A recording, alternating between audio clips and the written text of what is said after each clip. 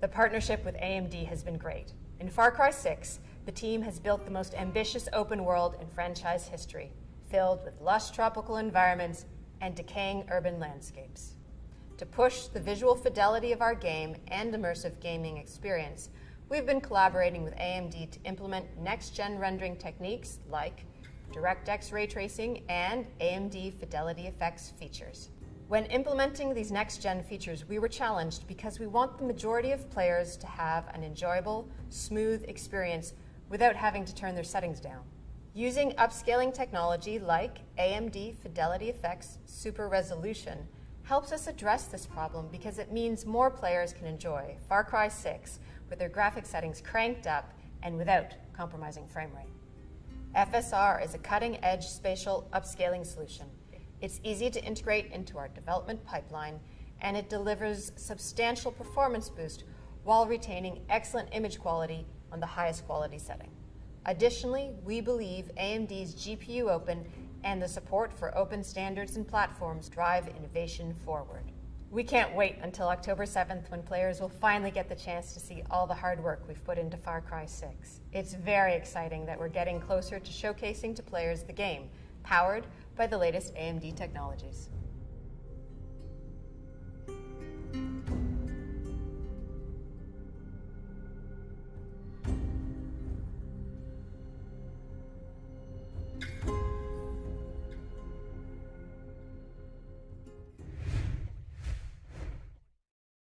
All right, then, ladies and gentlemen, welcome back to the AMD, the Esports Club Challenger Series 1, Qualifier 1, Day 3, i.e. the final round of these first qualifiers. I'm your host, Blackjack. Joining me is my co-host, Baba Gusta, for the end of the first qualifiers for this beautiful tournament for Rainbow Six Siege of the South Asian region here at the Esports Club. It is a fantastic afternoon, late afternoon to a degree, and we've got 4 fantastic games for all of our viewers at home. That is correct. There are 4 matches, 8 teams, and the first 4 slots of the finals weekend to be had today. These teams have fought long and hard for this chance, and the teams that will be on display today include Red Vipers, Espada, Mercenaries and Valiant, Monkey Hunters and Alchemist, High Five, and Team GG, all coming in at the times of 4 p.m., 5 p.m., 6 p.m., and 7 p.m.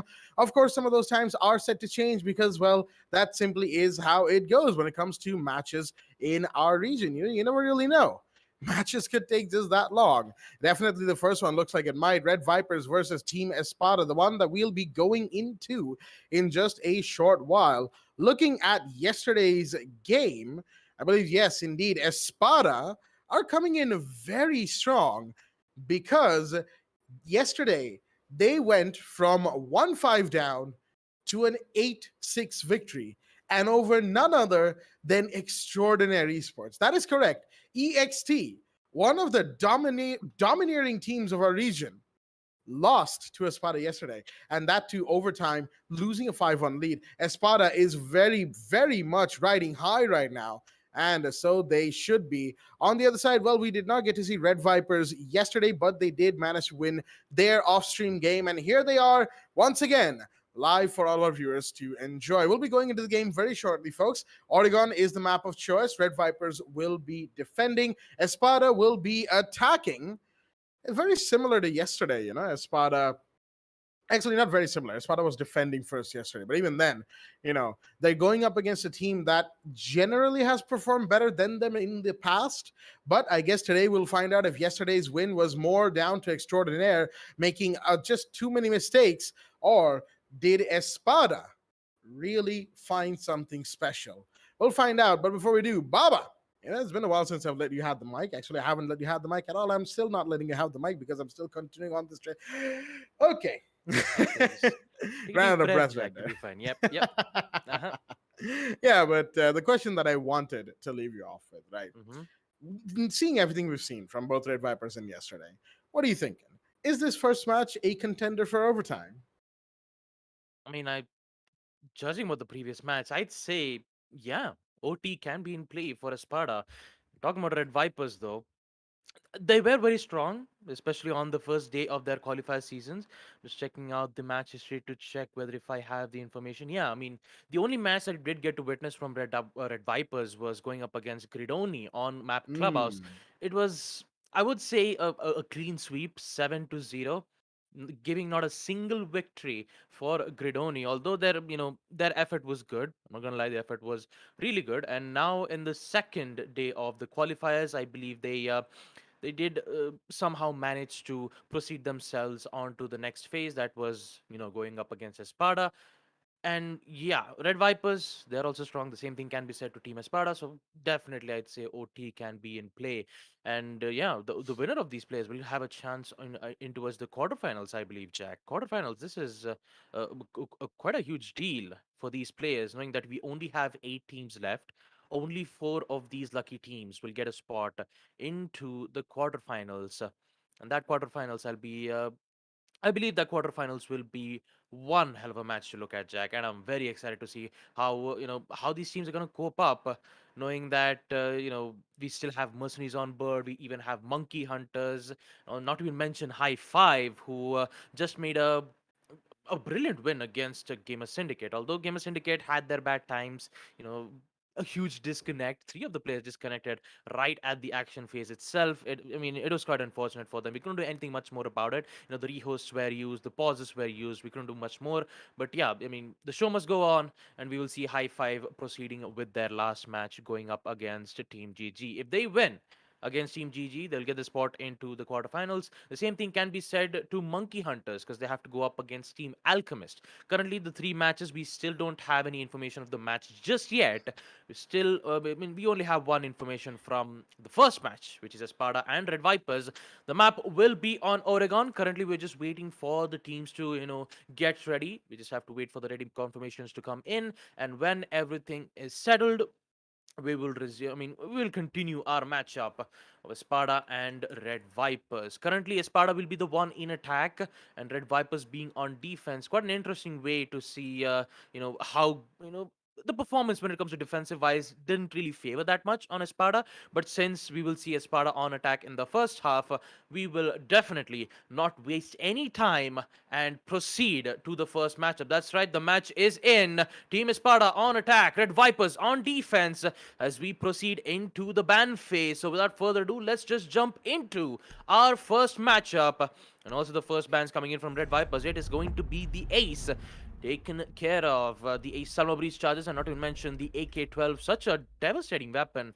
A good high fire rate, and also a good damage being dealt from mid to long range. So definitely a good weapon for Ace to be playing with. And since he will be taken out, I believe the second ban from Espada should be the Thatcher, because it is 100% ban rate at this point. But no, actually it does not. Espada will decide to ban the Jackal this time.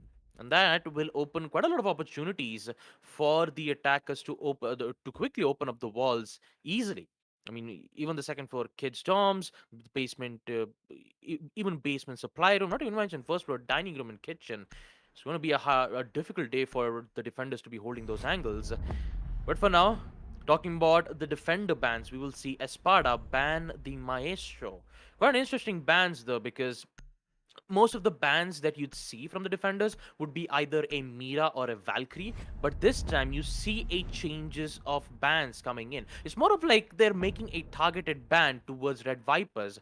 The last ban will come in, and that would be the Clash not being available. Talking about Clash, she is very annoying, especially on the defensive side. It's more of like you have it's more of like you're giving so much information to the defenders while you were there, and it's so difficult to eliminate Clash on the defensive side, and taking her out would put a lot of interest towards the Espada side too.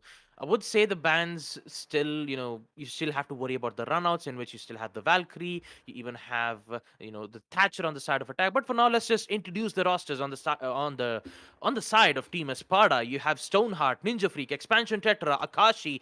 And when the loading comes to an end, yep, there you go, LOL. And on the side of Team Red Vipers, we have Cypher, Dark Lord, Coffee, Nordi Ashrit, and Eagle Eye. as we proceed to the first match and give my mic back to Jack. Thank you for that, Babagusta. That beautiful introduction to the match at hand, as Red Vipers, as we are seeing, have gone straight to the basement site. Clash is, of course, banned, so we're not going to see any of that electrifying shield in play today. As the side of Red Vipers will simply have to make do with what they normally bring out. Dark Lord, interestingly enough, has the castle, which means we might see some extension up to the first floor region of the map. And I think that is already happening. Yes, there you go. You can see Dark Lord just barricading off a certain that security room door, making sure that getting in from corridors at least gives off a little bit of noise, rotating into the kitchen area. Stuff is being done to make sure that Red Vipers know at the very least wherever their opponents are coming in from. Expansion Tetra goes for the clearance already. Wait a minute. Ninja Freak's moving in very quickly. SMG11 finds one but can't find the second, but there's shots right from behind. Coffee comes in with the double. Oh boy. Lol found Cypher, who was the one with the SMG11, but here is Coffee, and Stoneheart's gonna find Dark Lord in the meanwhile. Attempted rush from the side of Espada, and a huge one at that, but they simply lost too many bodies. Cypher taking down the Buck first, and then Expansion Tetra and Lol. One of them should have been watching their backs as Coffee came in nonchalantly and finished off those two aggressors. Akashi now on the door of Blue Bunker. He knows that there's somebody who's going to be on elbow, and there we go. It's Coffee again. He's going to take down one more, making it a 1v3, all down to Stoneheart, who's coming in on the main laundry stairs. Castle barricade will be broken. There we go. Nice and quickly, as that is the Ash trying to find herself a good position to be in. Eagle Eye slowly approaching from meeting. He's got some room to work with. You know, he's got his Intel denying gadget after all. And wait a minute, is he gonna see the Ash? Yes, but the shots fired. Oh, Stoneheart, unfortunately, I think he moved just a little bit too far to his left, ended up shooting the wall and the door frame, and then got taken down because of it. The visual, Eagle Eye wins that gunfight as a very quick round one ends up comfortably going the way of the Red Vipers, as they will go 1-0 up. Their foot is in the door. Espada attempted rush, but unfortunately did not work. Well, did not work because the player who Red Viper should be thanking for should be none other than Coffee himself. Man, that good, angle that was made from both the smoke and the Jaeger in towards the blue bunker really did eliminate most of the players on the side of Team Espada. So even though Stoneheart was slowly making his way from the main stairs, it was too late. And talking about Red Vipers, who immediately recovered that round in such a quick fashion, will win that first defensive round on Basement Laundry and Supply Room. Talking about the second round, Kids Dom's main hall. This site will be a bit difficult for Team Espada, knowing on how they made that push in the first place. I believe they want to continue the aggression around there. Maybe, the aggression that we saw from the previous round was way too much to handle in the first half. And since Team Espada, they thought maybe, going in very aggressive in the first round would have worked out, but they didn't expect that recovery. So this time in round two, hopefully the attackers would try to play this fair and square, maybe try to go slow and methodical this time, as the players will spawn in towards the junkyard side. Default cams will be taken care of from the attackers, no big deal. Not much of a problems, nor even a contest coming in from the defenders. But now, we will see LOL slowly making his way in towards the construction. He will play some ADS, actually, not the ADS, I'd say the air jabs to prevent those flanks about to happen. But Stoneheart is thinking of going quite aggressive in towards kitchen. He knows that the pulse is in towards kitchen. I believe he has that information, and look at that Cypher. A beautiful headshot though. Taking out Stoneheart was a big deal. Azal comes in with an immediate refrag, taking out Eagle Eye. An immediate refrag will come in from Espada and also from Red Vipers. Again, the Dronos will come in. But talking about the information-wise, Coffee is giving so good information. And Espada is still trying to figure out a way to get that control on kitchen, in which Coffee might be in big trouble. Good amount of drones giving them the actual confirmation. And now they will think of getting the control on server. And this is where Coffee might be in trouble. A lot of air jabs to prevent Pulse from pushing in. I'm not quite sure that it would work out that much well. Cypher is here for the support in security room. And talking about the time though, 1 minute and 40 seconds. Thermite is the only player in towards the attic, slowly making his way from the site. And I believe Team Espada has made a decision to not take the control on Kitchen, but just focus on the site. Knowing that the time is of their essence, 1 minute and 20 seconds, they have to make their push. They have to eliminate the players in towards the site and maybe go in for a plant where the Pulse might go in. Or wouldn't go in for a C4 play. Oh, excuse me right there. I apparently forgot that I had muted my mic. Unfortunate. As right now we'll be riding back into the situation. Minute remains on the clock. Red Vipers only having lost Eagle Eye, they are still, they've still got a good position for themselves overall, seeing as the bedroom breach is just coming out and Cypher is still on the prowl. He knows that there's somebody close by, but I don't think he wants to take that gunfight just yet. Gonna drop down. May want to go up the freezer stairs. As Expansion Tetra will find one. That is Naughty Ushrith off the board. Wait a minute. Things aren't looking that good, but Ninja Freak is going to take a ton of damage. Flashbang comes the way of Cypher, but he is unaffected. He's going to push up and try and get that kill. He's got Coffee for support, so a trade is possible. Shots fired as another Flashbang comes in. Cypher is still, alive and moving, and Dark Lord is going to find Lol. In the meanwhile, that is the Nomad who jumped in and got taken down. Coffee is still present. He's going to get the air jab as the plant is coming off. He's going to hear that. No, not quite. Expansion Tetra has the Jaeger's position, but he moves as the C4 goes out. Is he going to find him? No, it's a post plant. Dark Lord finds Expansion Tetra. In the meanwhile, it's a double kill for the Jaeger, but there's so much more work to do. There's still Ninja Freak and Akashi to go through before they can really take the diffuser down, and shots are fired from inside of Kid's arms. Double kill for Akashi, as suddenly things are not looking so good. It's all down to Dark Lord, and he has to try and find the final kill. He finds the Amaru prone, gets her down, and finishes the kill. But now he has to go for the counter defuse. Has he not seen it? He does see it now, and he's going for it. There's only so much time remaining. Where is Ninja Freak? He has to come in. He can't see the Jaeger. Skeleton Key comes out. Does he see him? Yes, he does, and just about gets it in time. Oh, that was so close. So close.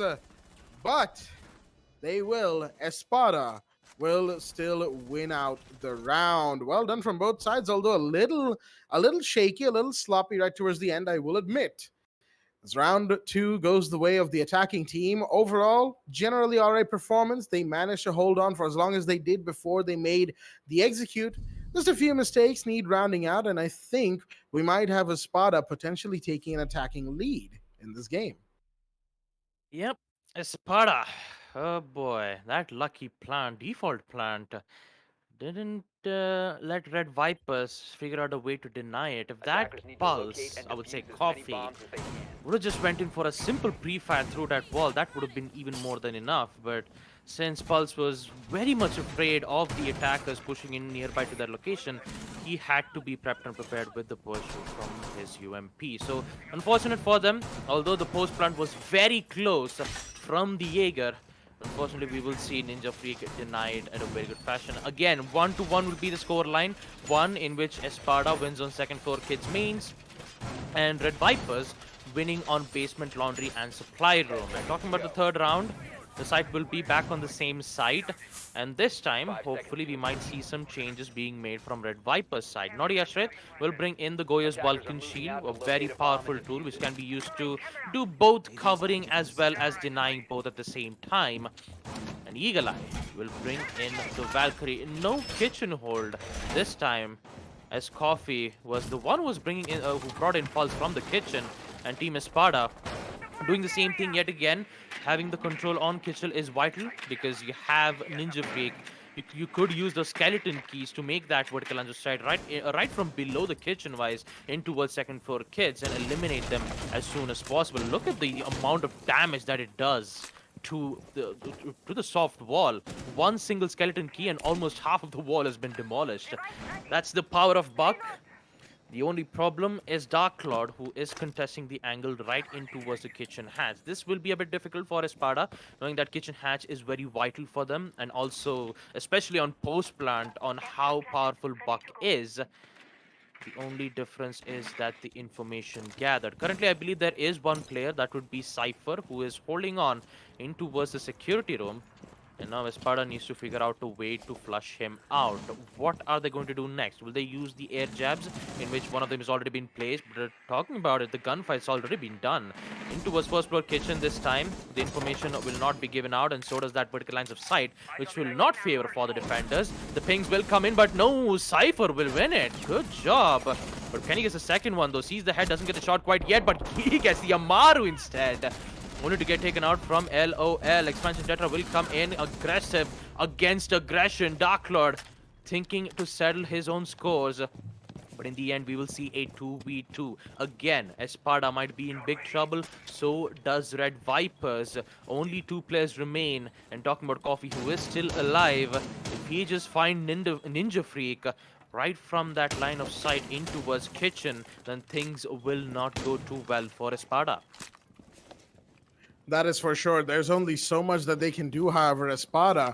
But wait a minute, Expansion Tetra has rotated up to the tower area. Is this wise? Coffee's going to see that drone coming his way, and he will be aware that at the very least there's somebody coming here.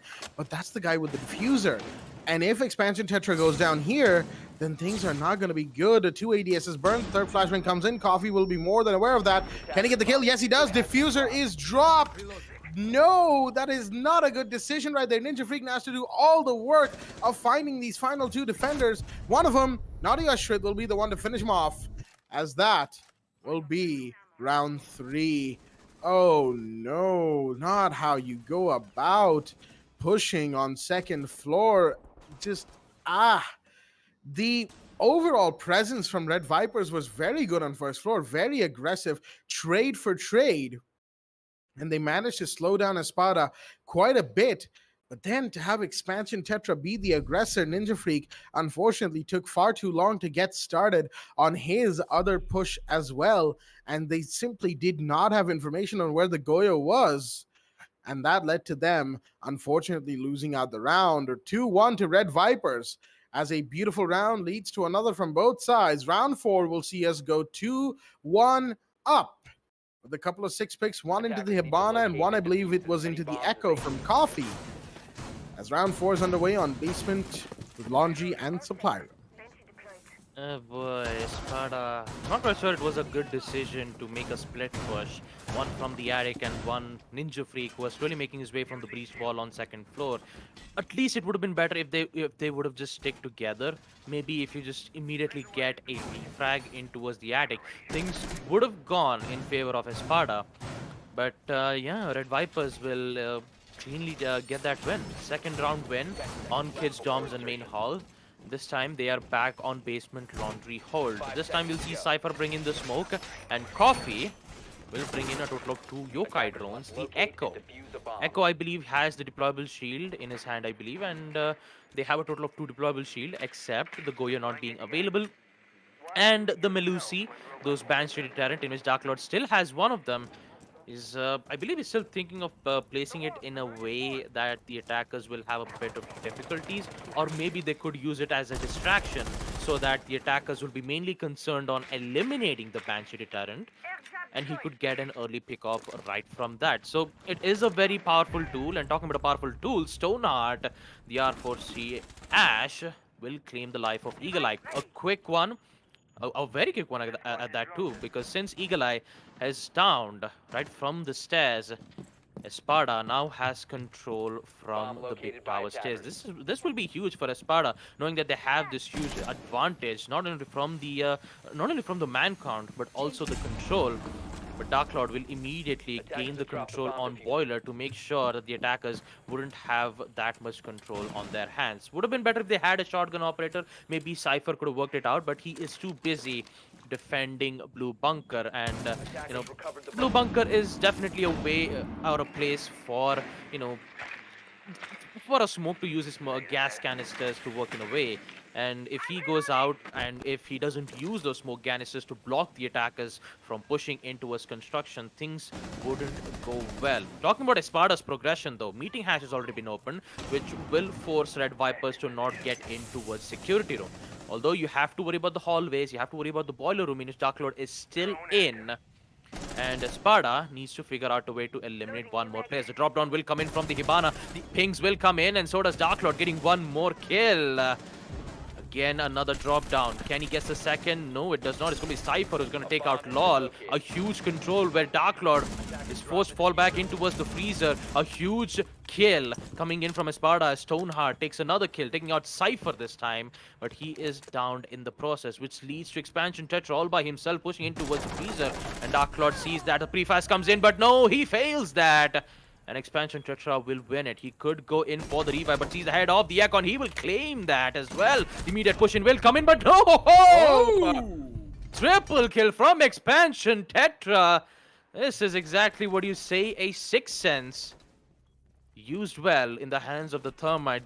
This time we will see Espada win Basement Laundry and Supply Room with an amazing 1v3 clutch from the Thermite. And we will see an equalizer coming yet again. 2-2 will be the scoreline as we proceed to round 5. Basement Laundry will be the side yet again.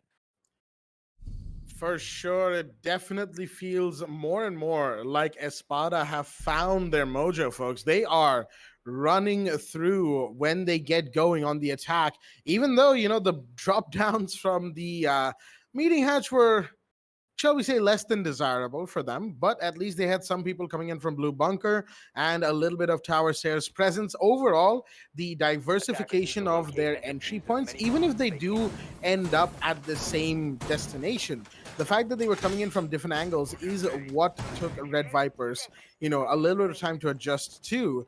And that little bit of time is where they could, really advance. And unfortunately, even then, it came down to Expansion Tetra to be the last one to do all of the work in that 1v3 situation. Espada's doing mostly all right, I will say. It's definitely not the same Espada we saw, absolutely pull out all the stops against EXT yesterday. But like I said, that was a performance in and of itself so exceptional that Red Vipers, they would be definitely quite apprehensive of them, even if, Espada came in not looking so hot today. And even then, Espada are still trying. They're doing good work overall. And that, of course, is something we all love to see. As now on round 5, 1 round away from the role swap.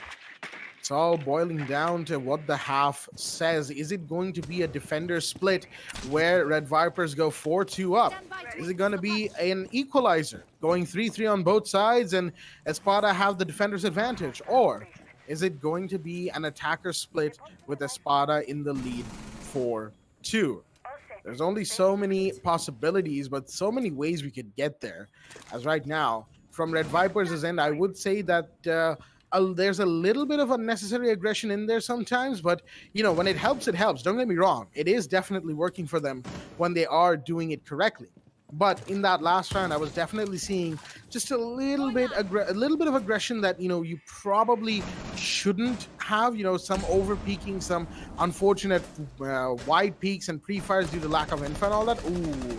Expansion Tetra nearly had Naughty Ushered right there. The Goyo needs to be a little bit more careful about his position as the wall has been, opened up. That line of sight is open. In fact, as shots are fired, Eagle Eye, I think he now knows that his position is compromised, but there's not much he can do. He has to hold this position to try and make sure the attackers don't just push in and take them out. We have the Hibana going off constantly in the meanwhile, like Skyros pellets all over the place.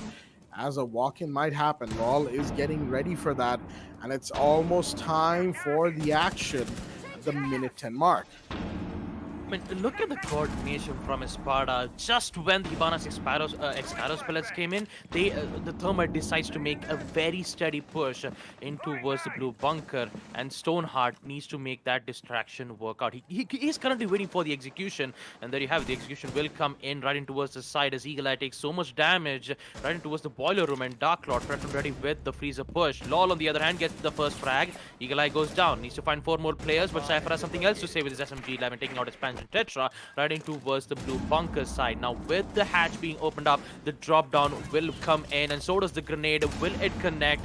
No, it does not, but the Vulcan shield will be destroyed, forcing Espada to push in towards the side. A beautiful headshot from Akashi to take out Dark Lord, in which Nodi Ashret is all by himself in towards the security room. He has the big drop on him. Will be able to down one. Can he get a second? No, it does not. It is Stoneheart right into a supply room to get the final kill of Nodi Ashret and also put themselves in the lead 3-2 against Red Vipers. What a way, what a push from the attackers side. Just like I was talking about it, they open up the hatch and then they open up the wall side into a security room. That's exactly where Jaeger was. And when the wall was breached, Jaeger didn't had any other options to fall back from the stairs, which led Expansion Tetra easily push in, knowing that it's been covered. He even knows that the attackers has his backs covered. He only had to worry about the blue bunker. Then when the push started to happen, the entire players on the side of Team Red Viper started to, form together in the site, and that's exactly where Team Espada got their, break.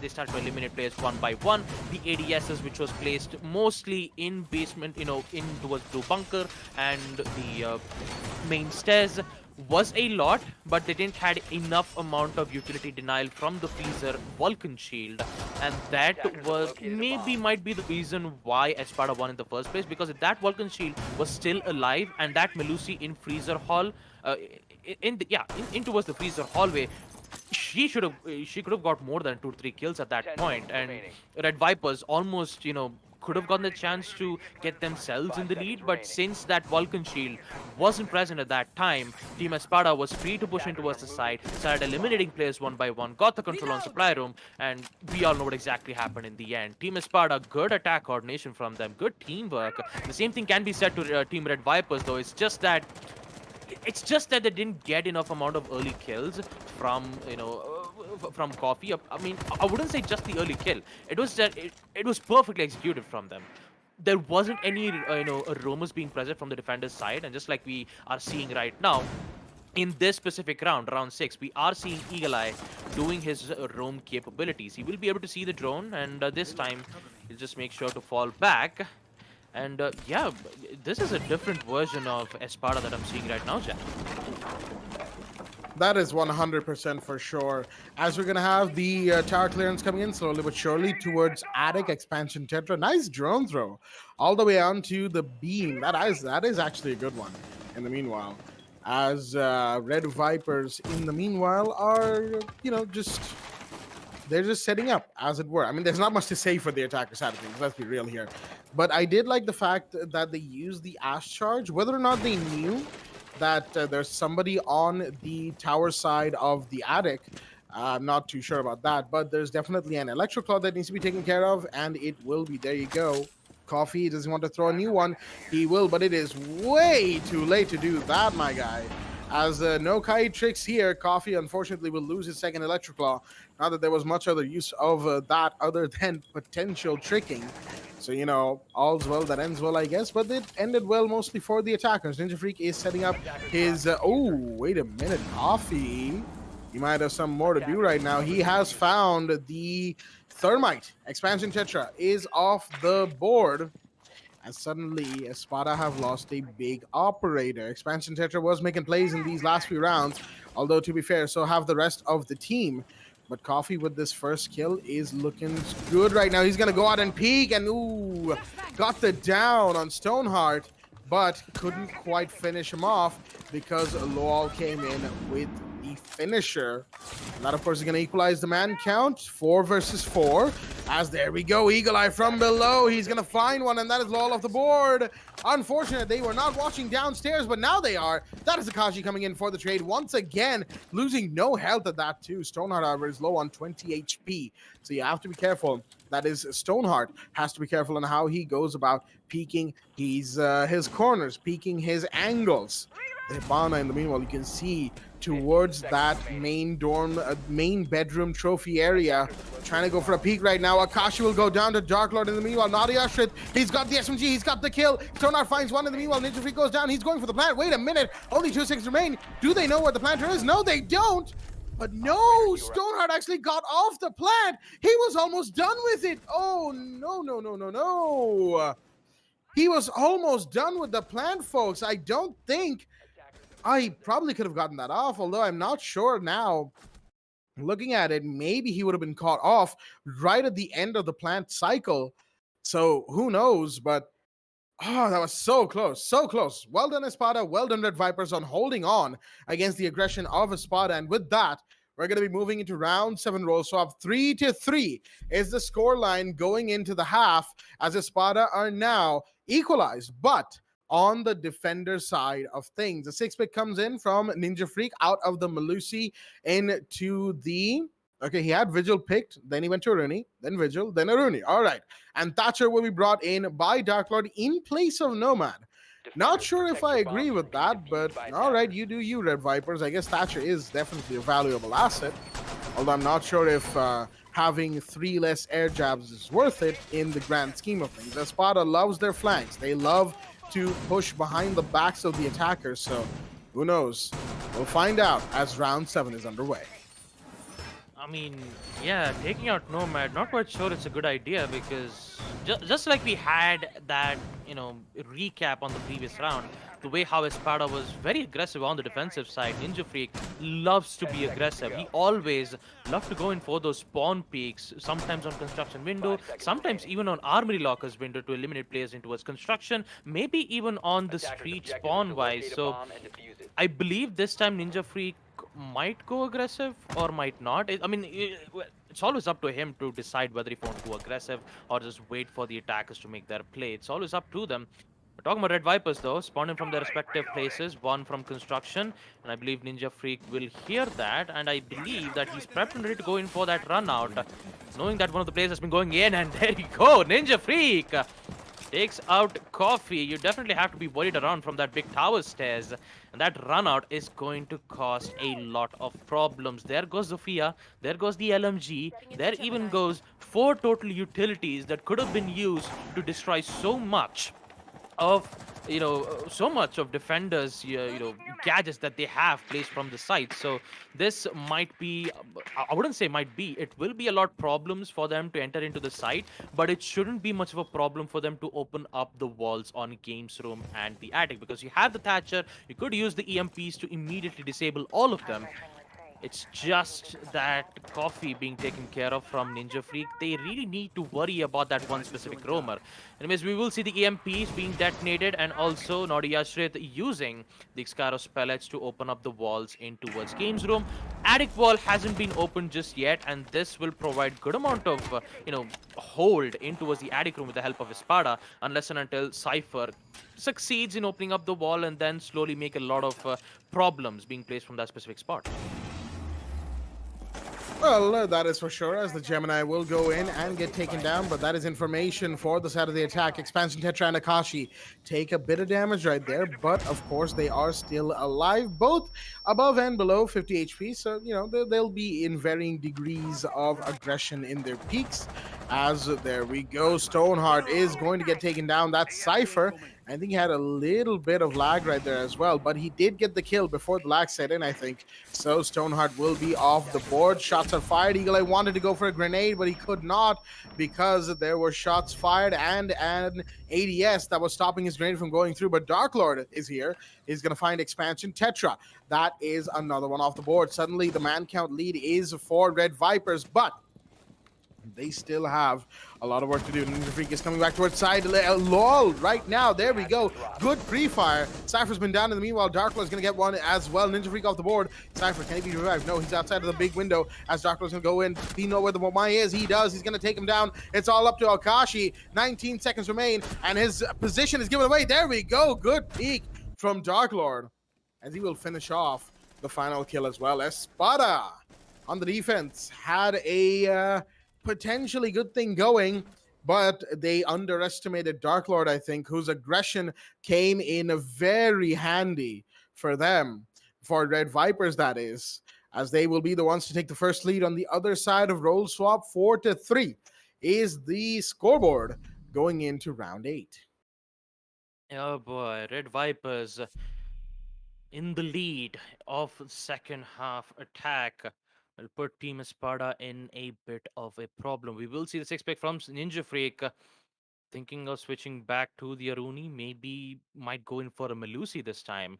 But no, No, no six picks. It's just the Mozzie, and also a six pick Attackers from need to Team locate and Espada, defuse bombs. bringing in Flores.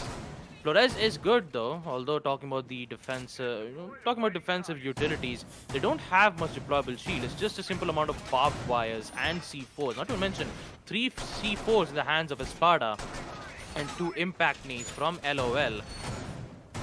Oh boy, such a close round though. I'm not gonna lie, on the previous round, it was so close.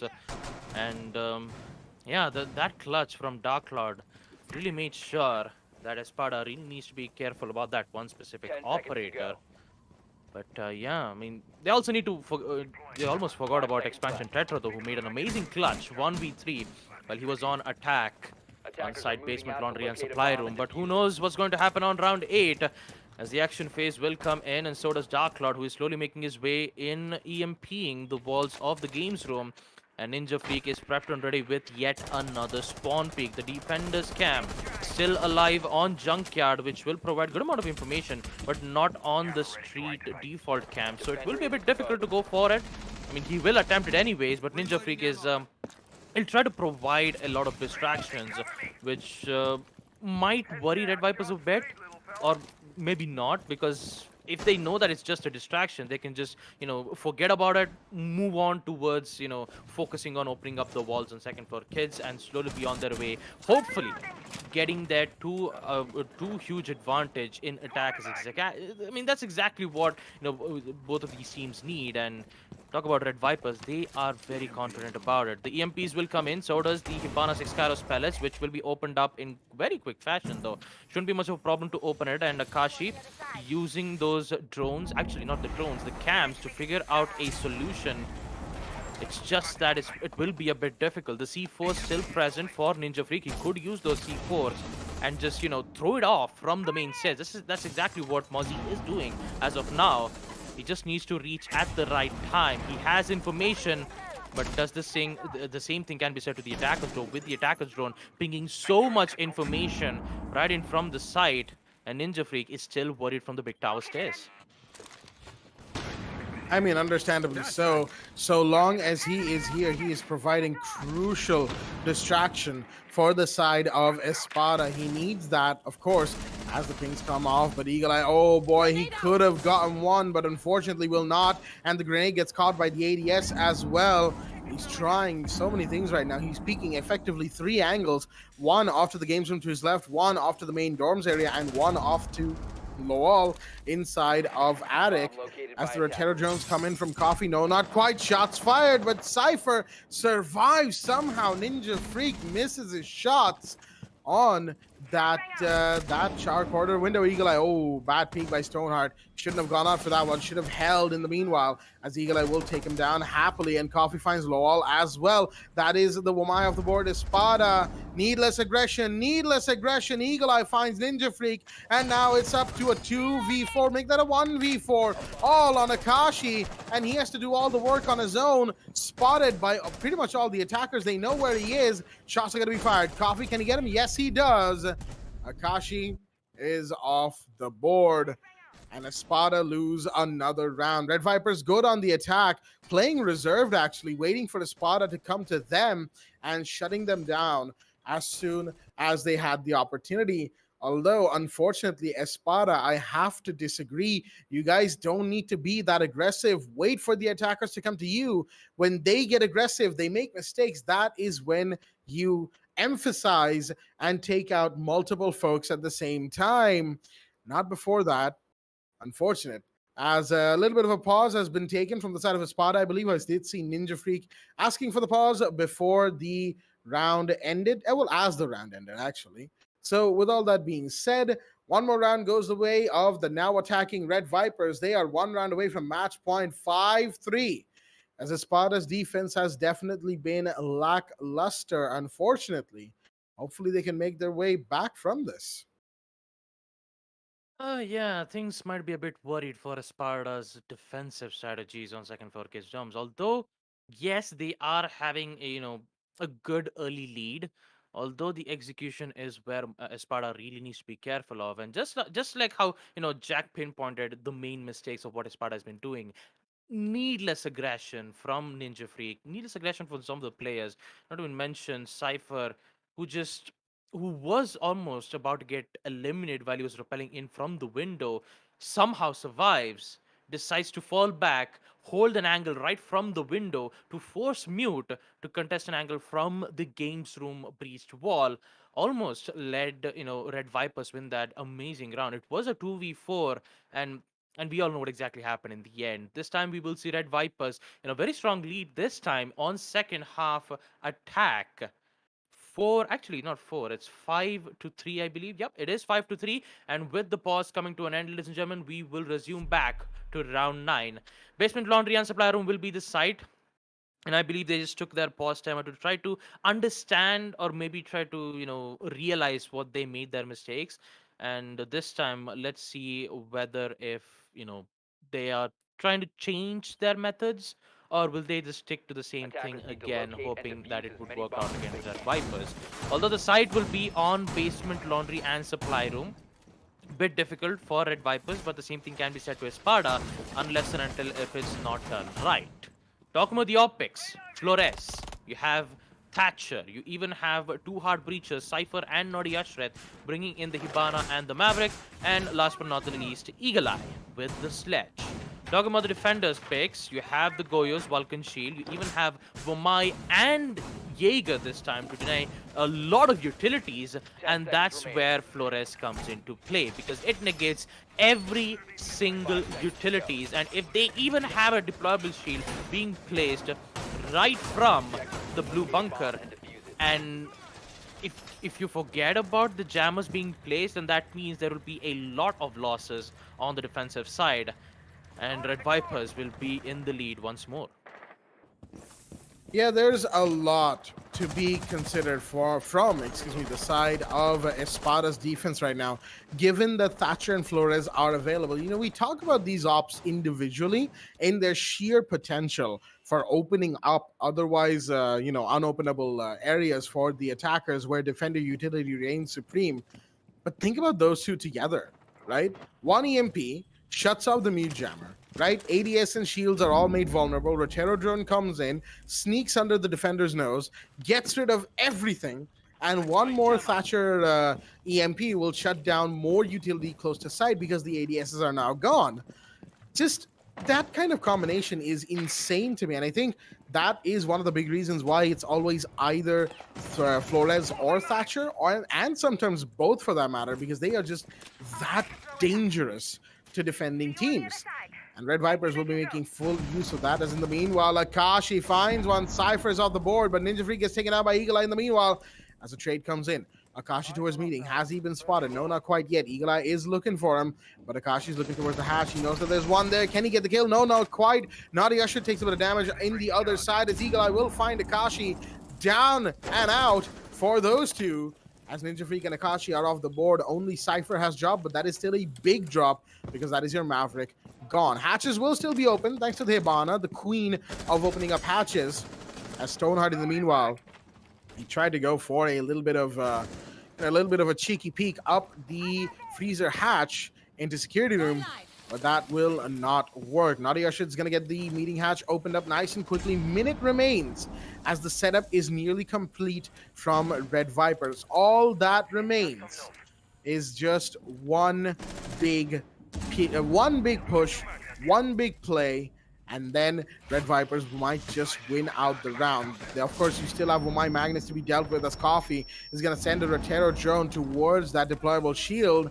And it's going to be taken down any second. Now, Eagle Eye, no, not a good push. Should have been ADS the whole way, as he'll be taken down by Expansion Tetra. LOL finds Coffee. Wait a minute.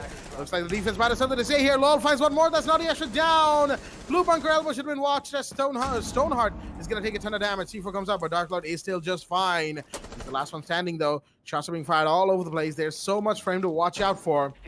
But with only 12 seconds remaining, there's only so much that Thatcher can do, and a double peek will finish him off. Expansion Tetra is the one to get the kill as the 3v4 goes the way of Espada. Beautifully defended. Unfortunately, Red Viper started collapsing as soon as the sledge went in on tower stairs. Should have waited.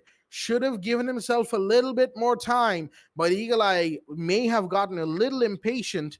And of course, the blue bunker push. I don't think they expected Lowell to still be there as the Wamai. And with that, they are one round. Espada are one round away from equalizing 5-5. Will that happen? The side is Kids Dorms and Dormsman Hall as round 10. Ooh, it's going to be an interesting one. Oh boy, Espada, man, what a hold from LOL. Just eliminates 3 of the players right from the blue bunker, giving Espada the chance to make an amazing comeback. 4-5. They still need to win one more defensive round. Can it happen?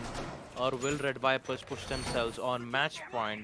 I really think Red Vipers can push it on match point because they've already won second floor Kids Doms twice. And when I say twice, it was mainly because of some huge aggressions being made from the Espada side. So this time we don't see that much of aggression because you already saw 2 players who were, who got taken care of right in towards the kitchen side. And then when they slowly started to make themselves, when they slowly started to make that one final push, LOL was there to deny every single players who were, slowly making their way in towards the main stairs, in towards the boilers. And now Red Vipers needs to figure out a way to take that out of the equation. Not going to be easy though, knowing on how Espada's, strengths and weaknesses are. The same thing can be said to Red Vipers. How will they take care of that? Yeah, well, we're about to see that first. Eagle Eye taking out Expansion Tetra. This is going to be a very huge kill because that is the Legion. Gone. No more of those Legion boom mines. I mean, you might still need to worry about some boom mines from the side itself, but this is a very huge drop, and that too in 2 minutes 30 seconds. Not really, I mean, definitely not a good thing for Espada losing one of their players, and Ninja Freak, he's thinking of contesting that angle once more. Okay. This is a very, I mean, I wouldn't say very, this is a really a huge risk from Ninja Freak, but he knows what exactly is happening since with the control on kitchen, he will be forced to fall back. Maybe he'll just, go back in towards the white stairs, and that's the only thing that he can do as of now. But who knows?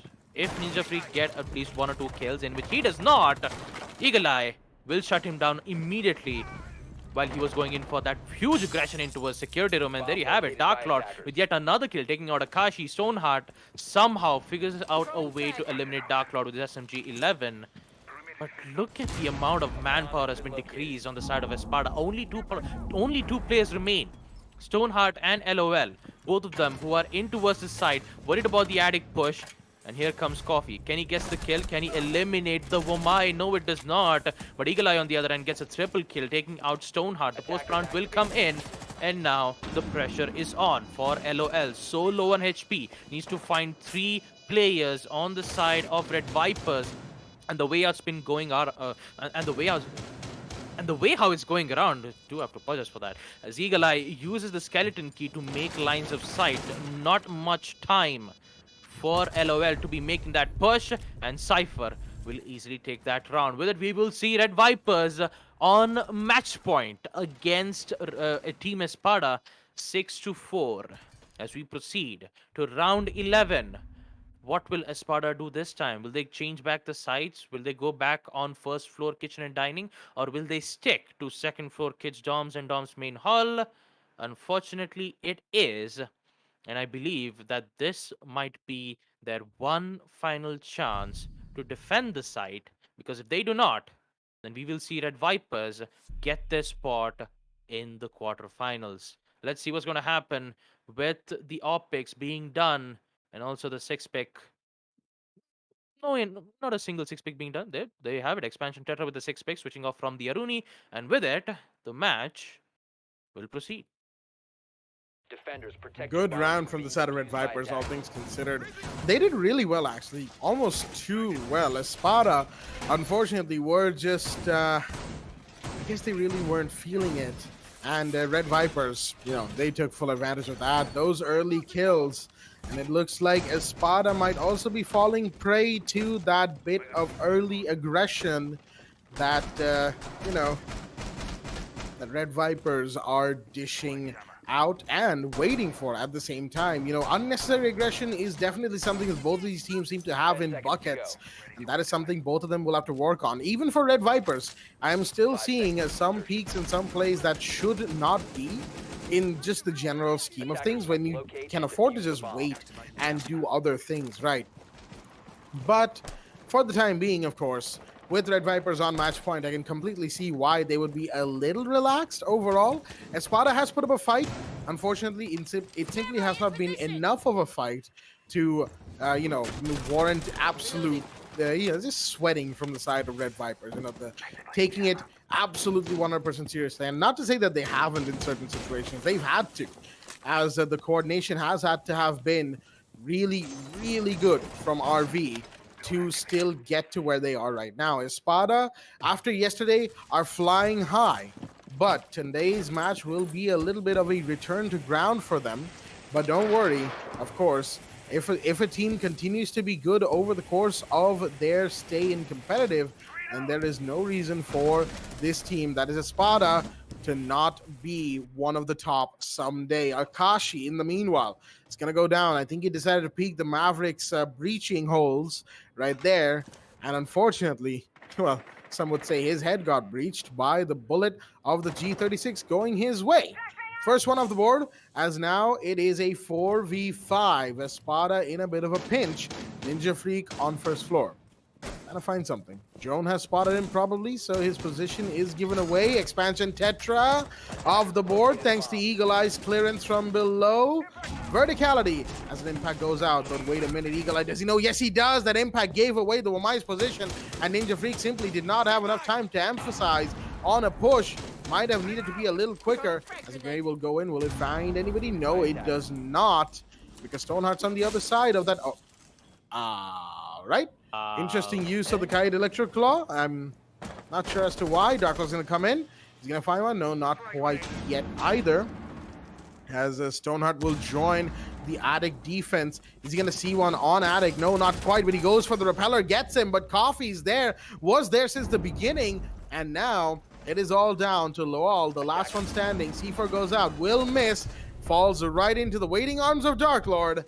And with that, your first team to qualify for the business end of this tournament for the finals round a couple of weeks from now. The first team to qualify for that will, in fact, be Red Vipers.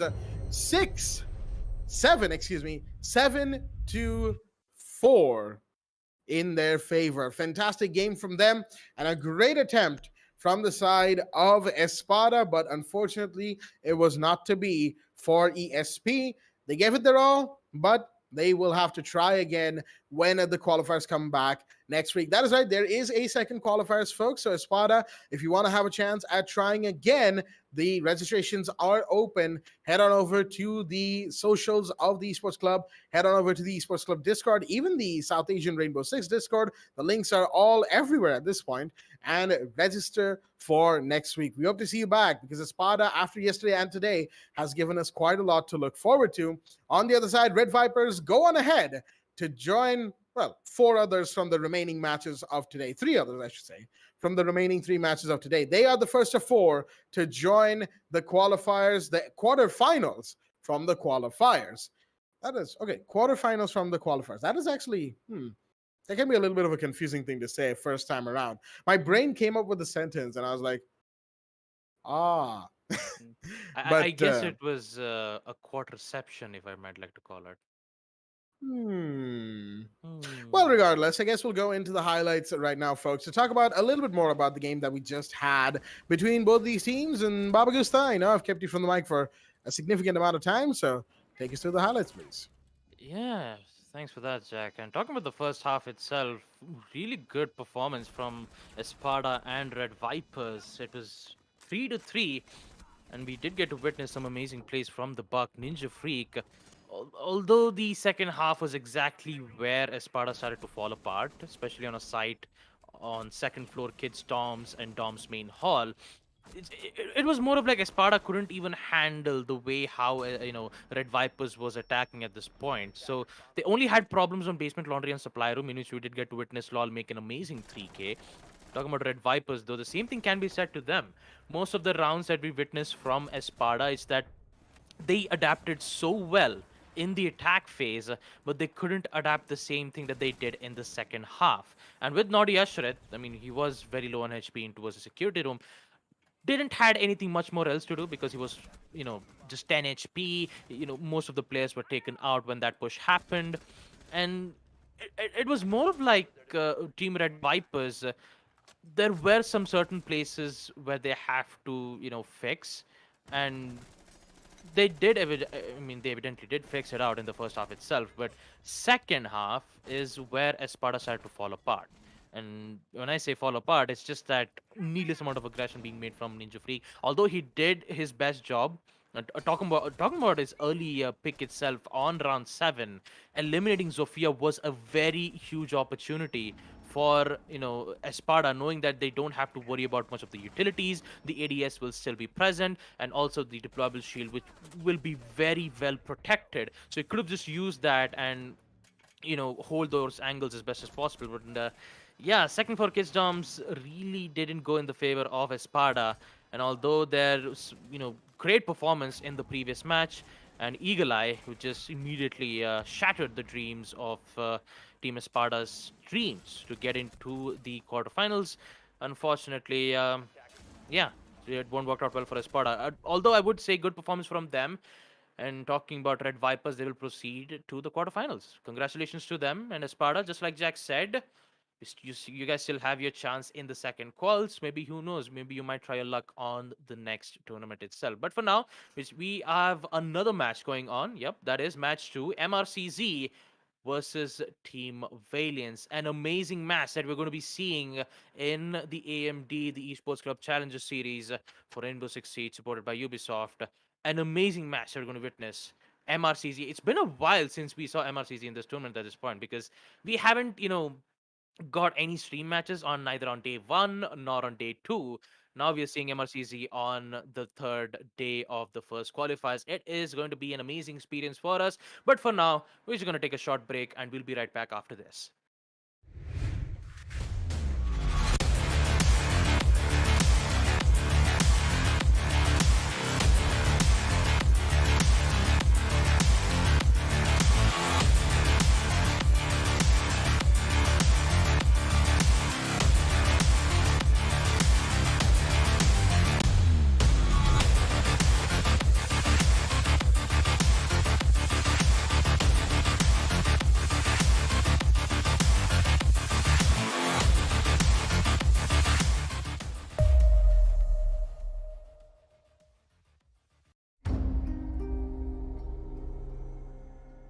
The partnership with AMD has been great. In Far Cry 6, the team has built the most ambitious open world in franchise history, filled with lush tropical environments and decaying urban landscapes.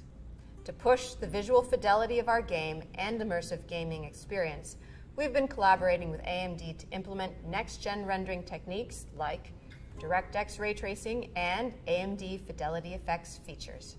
When implementing these next-gen features, we were challenged because we want the majority of players to have an enjoyable, smooth experience without having to turn their settings down.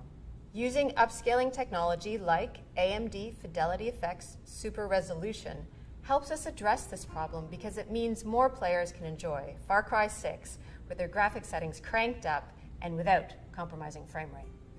FSR is a cutting-edge spatial upscaling solution. It's easy to integrate into our development pipeline, and it delivers substantial performance boost while retaining excellent image quality on the highest quality setting. Additionally, we believe AMD's GPU Open and the support for open standards and platforms drive innovation forward. We can't wait until October 7th, when players will finally get the chance to see all the hard work we've put into Far Cry 6. It's very exciting that we're getting closer to showcasing to players the game, powered by the latest AMD technologies.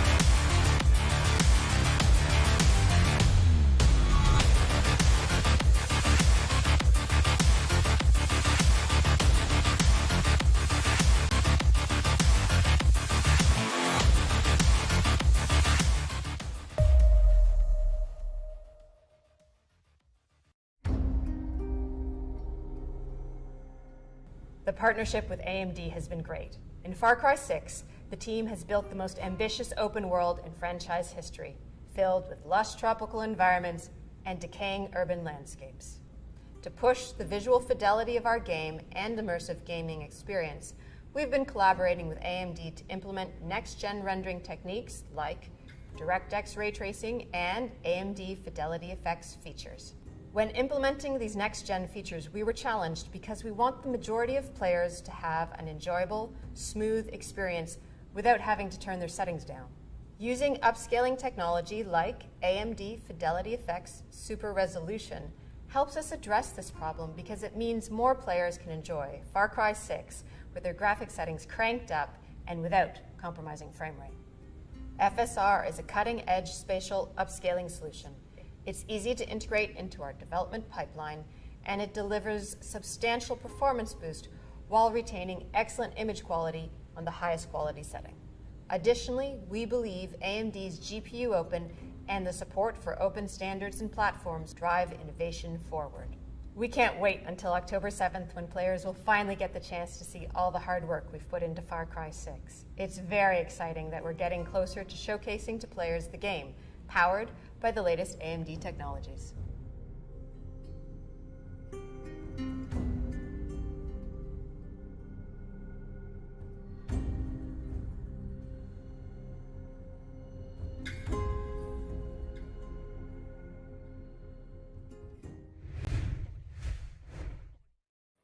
All righty then, ladies and gentlemen, welcome back to the AMD the Esports Club Challenger Series 1 Qualifier 1 final round with your hosts Blackjack and Baba Gusta here for this beautiful Rainbow Six Siege tournament as it enters its final day for the first qualifier here at the Esports Club. It is a fantastic time to be, a fan of either Mercenaries or Valiants because they are the ones going live on our screens in a short while as their match is now up. Only one of these teams can qualify for the quarterfinals a couple of weeks from now as qualifier 1 comes to an end. That is what this means, folks. One of these teams will be joining Red Vipers, who have just qualified as a qualifying team for the business end, the big guns end of the tournament. Will it be Mercenaries? Will it be Valiant?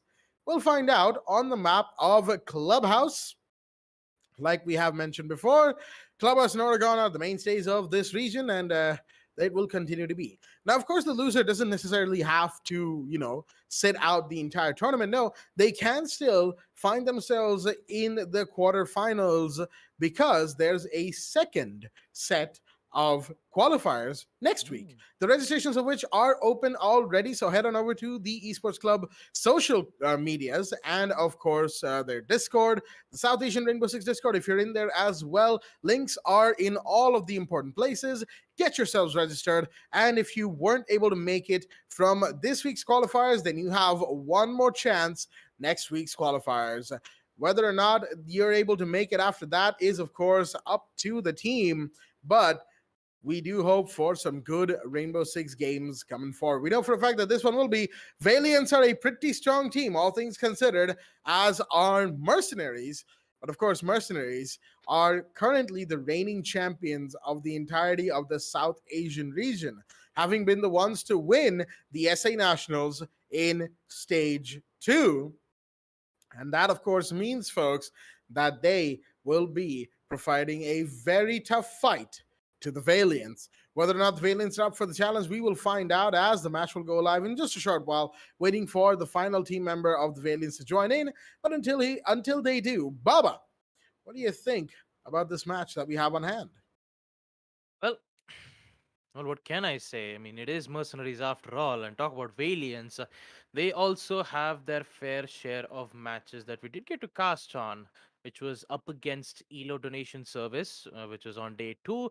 And the first day, I believe, we went up to see Valiants go up against Exolic Esports. 7 to 4 was the first match up against Exolic Esports. A tremendous win from them on map Villa. The second match, which was against EDS, map Oregon, 7 to 1. And now they are going to go up against the Titans of South APAC, MRCZ, on map Clubhouse. It is just yikes. I mean, Mhm. at this point, I just don't know what to say. Valiants are prepped and prepared. The same thing can be said to MRCZ. It's just that the way how it goes, I'm a bit worried about Valiants at this point. I mean, they are. I mean, not gonna lie, they did played out extremely well for the 2 matches that we did get to cast. The third match against Mercenaries will be an exciting one, but also a bit worried that they might have some issues going up in the first half itself. There is definitely precedent for that. I don't blame you for being a little worried for them, as Mercenaries are just such a daunting team to go up against. But mind you, Valiants have fought Mercenaries before, and they've had some level of success against them. I won't say that they've been absolutely trounced, but there is a lot of reasons why you should be afraid of going up against Mercenaries. I mean, just ask, just ask Vroom Vroom. They fought Mercenaries yesterday in an off-stream game. Anybody who's unaware from Vroom Vroom, they are the team comprised of, well, mostly comprised of Hulky and I believe Music J. You know, if Mhm. everybody follows the chat here or follows the South Asian region on social media, you will know that Music J is one of the names of our region. You know, Statman, and also does quite a bit of work as well. You know, behind the scenes and gives the region a lot of hype, a lot of character, I have to say. He's done a lion's share of work for the region, and definitely all thanks goes to him for some of the stats that we do have on hand. Most of these matches, of course. And then there's also, Neil from Kita Esports. He does his work as well, as all these stats are just amazing to see, guys. It's very good work that you guys do. But of course, we're going to be zooming back into the match right now. Mercenaries versus Valiants. Like I said, the reason I was asked, bringing up Vroom Vroom is because they will tell you firsthand how daunting Mercenaries is. And Valiants are about to find out as we go live with the game on the ban phase on your screens. In just a short while, there we go. It is live. Valiants are on defense. Mercenaries are on attack. The match itself is underway, folks. As the first ban will come out, Valiants have taken their sweet time with this decision, and they will decide to ban the Thatcher. All right. Standard ban, all things considered, but a good one. We just saw in the previous game how deadly Thatcher can be, as you know, with the Thatcher of the board now, things will be made just a little bit easier. Maker, all right, a bit of a disconnect and reconnect right there, but I believe it's it's just a thing that happens. Not no need to worry. He'll be back soon. He already is, in fact. Ace will be banned from the side of Mercenaries, and looks like we might see a Kaid ban coming out from them any second now. Ace, of course, very versatile hard breacher. More so than that, the AK-12, best gun in the game right now, will be banned. And there we go. The Kaid ban to retaliate to the Thatcher and of the, you know, one of the hard breacher bans. That's why you want Kaid gone, making sure that those hatches are still openable with minimal issues and risks. As on the other side, Valence will have the final ban of the map today, of this match today, and they will decide to ban the Echo. All right, harkening all the way back to early year 6, year 5 moments, because, we haven't seen an Echo ban in quite some time, folks. It has been a while. It has definitely been a while since we have seen an Echo Band come out, but an Echo Band will be in play because of his two yokai drones, always so deadly, so dangerous, and of course, always just an operator to watch out for. With all that being said, let us have a look at both the rosters that are here in the lobby for us today as round one gets underway. From the side of Mercenaries, we have Hasib, Fatar, MI7, Snow and Maker, and from the side of Valiant, we've got Nippon, Flickshotter, Tsukishima, Dibjol, and Killjoy. With the 6-pick coming in from Tsukishima out of the Mozzie into the Melusi, as CCTV will be the site of choice. Round one is underway. And I have kept the man from the mic long enough. Baba Gusta, take it away. Thank you for that, Jack. First round will commence. MRCZ on attack, Valiants on defense. Map is Clubhouse.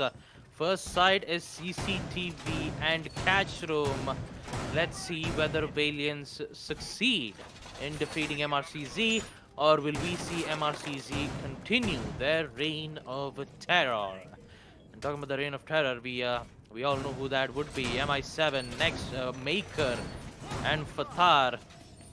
I mean, it's been a long time since I've seen these players back on track. It's going to be excited when the prep phase comes to an end and the action phase will come in any minute soon. Oh boy. Let's see what's going to happen. The spawns will come in from the attackers on the side of MRCZ. One spawning from the main entrance, the second from warehouse to open up the walls on CCTV. Very standard stuff. Also, already we're going to be able to see the Hibana's user Excaros pellets to open up lines of sight in towards garage. Everything is prepped and prepared. So does the impact nades. What is Valiant's answer? That's exactly what I'm waiting for. I'm waiting for Valiant's response, since we've already seen 3 hard breaches. 3 hard breaches being brought up from MRCZ, and it's been, they're going to open up successfully. CCTV wall has been opened, garage access almost opened, and now they're just trying to figure out a way to get the control at this point. And with the smoke's gas canisters, he just need to time this out well. He has to remove the attacker's drones to deny information going in towards the cash room, and Valiants will have this match under control. A lot of utilities being thrown out from the garage to try to force the defender to fall back. But wait a minute, Melusi. Who would that Melusi be? That is Kushima Goat. But wait a minute, Killjoy comes in to take one. Kushima gets the other, taking out Maker with an impressive run out. And looks like they wants to continue that aggression. Killjoy taking out Fatar, only to get refragged in the hands of MI7. 2v4. MRCZ is currently the one facing problems this time, but MI7 is still alive and kicking. It's Kushima and Killjoy taken care of in the hands of the Maverick, and Hasib sees the player. Can he guess the shot? No, he does not. Gets dealt with some major damage in the hands of Dipjol. If that control on garage stairs will be in the hands of MRCZ, then we all know what that means. MRCZ will be closer into getting this round win, and that also, it is the first round. They have the information, and looks like MI7 will take that triple kill from him, taking out Dibjol. His ace is in order. But what will happen next with this 1 minute mark? So much action happening, and MI7 popping off already as Flickshotter has proceeded up the red stairs hallway. He is looking for a kill. MI7's coming up as well on this area. He's going to take a ton of damage and so much more from the smoke gas canister. Nippon, I think that was a misclick. And oh dear me, he's going to go down as well. Hasib takes that kill. And there we go, waits and takes out that final Melusi Banshee deterrent that was stopping him from getting in there. As all right, the push has been spotted, but Flickshotter can't do much about this. He is low on HP, and MI7 will take him down. The quad comes in as oh man, Hasib and MI7 holding on against all odds. MI7 just absolutely dominating Valiant's entire team, even though Valiants were the ones making early plays and good plays at that. It would appear that the attackers had just a little bit more up their sleeves. MI7 is definitely feeling good today, if that round is any indication. As round one goes the way of Mercenaries, round two will be up once again on CCTV and Cash Room from the side of the Valiants. It seems like they want to bring in pretty much the same team. No 6 picks, none indeed. Now, there were some bad positions, I will say, that the Valiants, defenders ended up in, especially on first floor. Yeah, with the Jaeger excuse me right there. With the Jaeger, being the aggressor, Killjoy first floor, he ended up in a bit of a weird position where MI7 could take advantage of it. And then MI7 actually made a smart rotate, going in through the billiards room big window, right, to flank the other defender down there, to take him down as soon as possible. And when he did, suddenly it was a 2v3 and things were looking a little bit better. He also got Dibjol, who was on Garage Catwalk. Information on him, of course, was given by Hasib, who had been contesting both that catwalk angle from outside of breach and, of course, the shield watching the breach on the cache door. So, good teamwork between those two. Good overall presence from Hasib and MI7. The rest of Mercenaries will definitely need to keep up, and they might just, as round 2 is now underway. MRCZ, expect the unexpected. As MI7 gives the win on first round CCTV cash, and Valiant needs to do this once more. We'll see some changes in the positionings from Killjoy and Tsukushima Goat. This time, not in towards the first floor, but now we'll be holding in towards logistics office and maybe in towards gym. Having that high ground would or maybe provide a lot of kills for both of these players. Actually, no, Tsukushima Goat is at the main stairs waiting for the attackers to make their push from the bar entrance. So they're letting, MRCZ give the access from billiards room and bar, which would put Valiant in a bit of a pickle. The same thing can be said to the Dibjol though, because the way how MI7 just immediately eliminated 3 of the players just like that, they have to be careful of that particular place. And if you give that control to MRCZ, then we all know what's going to happen after that. MRCZ will be in a huge big lead. Same thing cannot be said to Valiant. Tsukushima still from the blue stairs, thinking of making a way to get those kills, and look like Nippon will get his first frag, taking out Hasib. Good kill. And also the same thing can be said to Killjoy, taking out Snow. This is very huge for Valiant. They're getting good amount of early kills this time. But the best part about it is that the hard breacher is taken care of, and Tsukushima Goat might be able to get these 2 players, but he will get Maker this time. Good start for Valiant. 3 kills in the hands of Valiant. And talking about MRCZ, not looking too good. MI7 is still alive, and so does Fatar. What will it happen this time? Will we see a recovery just like we did in the previous round? Or will we see Valiant get their win on CCTV and cash? I would be very interested to know what's going on in the MRCZ camp right now. They are definitely all over the place. Fatar, oh dear me. Come on, you just saw your friend get shot from inside of stocks. Why are you not still peeking that? I understand you have to be wary of Garage, but, the more immediate threat to your right might take precedence, although, there was a little bit of information lack. So maybe he just didn't think that Tsukushima would peak instantly, but, well, here we are. Valiants will take a beautiful second round, going up 1-1, getting their foot in the door as well, as round 3 will come in on Basement Church and Arsenal Room. And overall, yeah, I'm wondering what's going on the MRCZ camp, because one or two things could be happening. They seem either tired or they haven't woken up yet. Now, we all know the other thing that all of our teams in the South Asian regions play while it's Sunday. Of course, everybody plays that other ESL Cup, if you will. And of course, they come from there to here. There's a tournament running, so maybe they had a match and then they ended up in this situation. Just a little bit of tiredness coming in from probably a good fight that they could have had. Of course, I don't have any information about that other tournament that I was talking about, so I can't really say what they did before they came here. Maybe they didn't even have any matches. Maybe they were just waking up slowly but surely. And MI7 was the first to wake up, but unfortunately, one man can only do so much, if you will. And things need to, of course, be improved before MRCZ will end up with a couple more rounds worth of victories under their belt. Round 3 now in the action phase, of course, means that Mercenaries have gotten started on their duty. As wait a minute, Maker. Is this? Okay, no. All right. There was just a good early take towards the side of Strip Club and the bathroom hallway, because you need to get this done. Of course, this area needs to be taken care of as soon as possible because of the fact that, Valiants love their roamers, right? And basement church means you need a couple of roamers up on second floor and up on first floor. And that's what they are hunting for right now. Snow is here, and he's got support from MI7's drone, most likely. And no damage will be done just yet, but Fathar has already used up a couple of those Excalibur pellets. Tsukushima will just about fall back. Shots fired from the red stairs, but he cares not. He will simply go all the way down to blue and then towards oil pit. All right, interesting decision. He doesn't want to necessarily be all safe right now. I think he just wants to find an early pick or two for his team. A good idea, as Snow has just come into garage, but that is for a Claymore. He's going to get that down nice and quickly. Shots fired, but Tsukushima will miss, which will force him to fall back.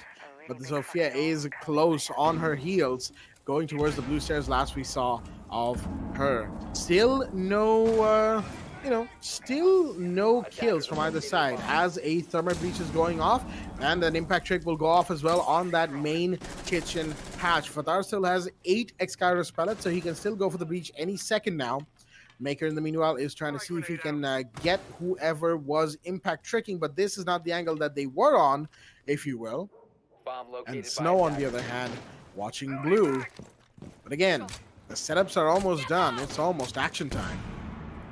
Action time is in, and here comes Snow with his first kill. Nippon goes down, and with it, the blue control is slowly in the way of MRCZ. 2 kills in favor of MRCZ this time, as 3 players are down on the side of Valiant. MI7, such a huge mistake, but that will be avenged by taking out Dipjol, and there you have it. Asif with the final kill. A beautiful execute from MRCZ, which will give them the lead on Basement Church and Arsenal Room. A very good execute from them. And even talking about Snow, actually, was it Snow who was playing as the Buck, or was it the different player? Was it the different player who was playing that? I actually remember that. It was Maker who was playing as the Buck. That angle he's been holding on for the past 30 to 40 seconds. He was just waiting for the execute. And when Snow get that early kill, Tsukushima God was pretty much worried about the blue entrance, decided to just reposition himself right near the boxes of Arsenal Room, and he just got caught from the Bucks angle. Unfortunate for him, but it is what it is. For Valiants, they did held out their ground, and although they didn't get much of their early kills, just like they did in the previous 2 rounds, they are back in the same site yet again. Basement, Church, and Arsenal Room. This time we see Tsukushima Goats, the operators from the Melusi to the Valkyrie. Information is heavily required, and knowing that MRCZ doesn't have an IQ being played, it is a best idea to be using those operators in the first place. Not even mention, not a single utilities was spent from Valiants. No C4s, only impact maze to deny the hatch breach happening in towards the kitchen, but not a single C4 was used from Valiants. So I believe the reason why they didn't use it was because they were very much afraid that MRCZ would get control on the site, and when they go in for the plant, they were conserving it so that they could use those C4s to its right extent. Getting that C4 kill is heavily much more required, and also quite a powerful explosion, as I like to call it. But not using it gave Mercenaries the early win. This time we'll see Maker do the exact same thing, an immediate control on Strip Club, but Dipjol is in towards the hallways of kitchen. For a moment there, he thought he was going to get the early kill, thinking that MRCZ would spawn in towards construction, but, surprise, surprise, he wasn't there, and they are slowly making their way to get the control on second floor gym. Quite unfortunate for Valiants, but the same thing cannot be said to MRCZ because they are having a good time. Although, I would say Valiants is also having a good time. They're just feeling pressured the way how MRCZ is pushing at this point. And unless Kushima or Killjoy doesn't get their early kills, things will not go smoother for Valiants, knowing that the way how the damage has been dealt around, and that damage from Legion, I feel that was Dipjol who dealt so much damage to Maker. He will survive nonetheless, but that will alert MRCZ, telling that there is 3 roamers instead of 1. But Kushima Goat will get a very important kill. MI7 takes care of. And meanwhile, we see Snow taking out Killjoy. Tit for a tat. 4v4 as we proceed to the minute and 40-second mark. Minute and 35 now, as shots are being fired all over the place. That's from Snow's LMG, but he is simply not finding this operator that they have been searching for so long. Tsukushima C4 comes in instead, but he will himself go down. That's a trade between himself and Snow, and the Legion goes down. In the meanwhile, Maker will finally shut down Dibjol. It has taken a while for them to get that Legion out of there. Better late than never, as that is one more off the board. 2-1 is the scoreline. 2 versus 2 is the man count situation, as there will be no impact tricking. One more C4 remains. That is from Flickshotter. That is a huge roam presence from the side of Valiants, I have to admit, but it has done a lot of work, as Hasib and Maker are both the last one standing. Maker, of course, just about 30 HP right there. He's got to be so careful right now on, where he executes and all that. And Hasib will have to be the one to push forward, but he's the one with the diffuser. So how do you go about this situation, Mercenaries, is going to be a big point of contention. He's still looking for some sort of intel, something or the other, as gas grenades go out. That one's towards the kitchen hatch. And one more. That is the last one from Nippon. 20 seconds remain as the smokes come off as well. More pings are coming in, but Hasib can't do much about this. He's going to drop it right into the hands of Nippon, who rotated in just in time. He's got the diffuser as well. It's all up to the Maker, the last one standing, and he's going to walk right into Flickshotter's line of sight and get finished off. Big drop. Huge drops indeed, as the Valiants will be the ones to win round 4. And the back and forth continues, folks. It has started up, and now it is 2-2 on either side, equalized on the round count as round 5 is underway. 2-2. Even with that huge disadvantage, MRCC will not be able to win the site on basement church and Arsenal room twice. And that we will see Valiant successfully defend on that particular side. Round 5 will proceed with the side being on CCTV and cash room. The same optics, no changes being made, except on the Valiant side, we see Tsukushima Goat bring in the Melusi. So a lot of traps, non-lethal traps, as I like to call it, and a bit of C4 in the mix. Good stuff from Valiants. The only question that I have to ask is who will be on the lead this time, knowing that Valiants have made a successful adaptation on the previous round, on round 2.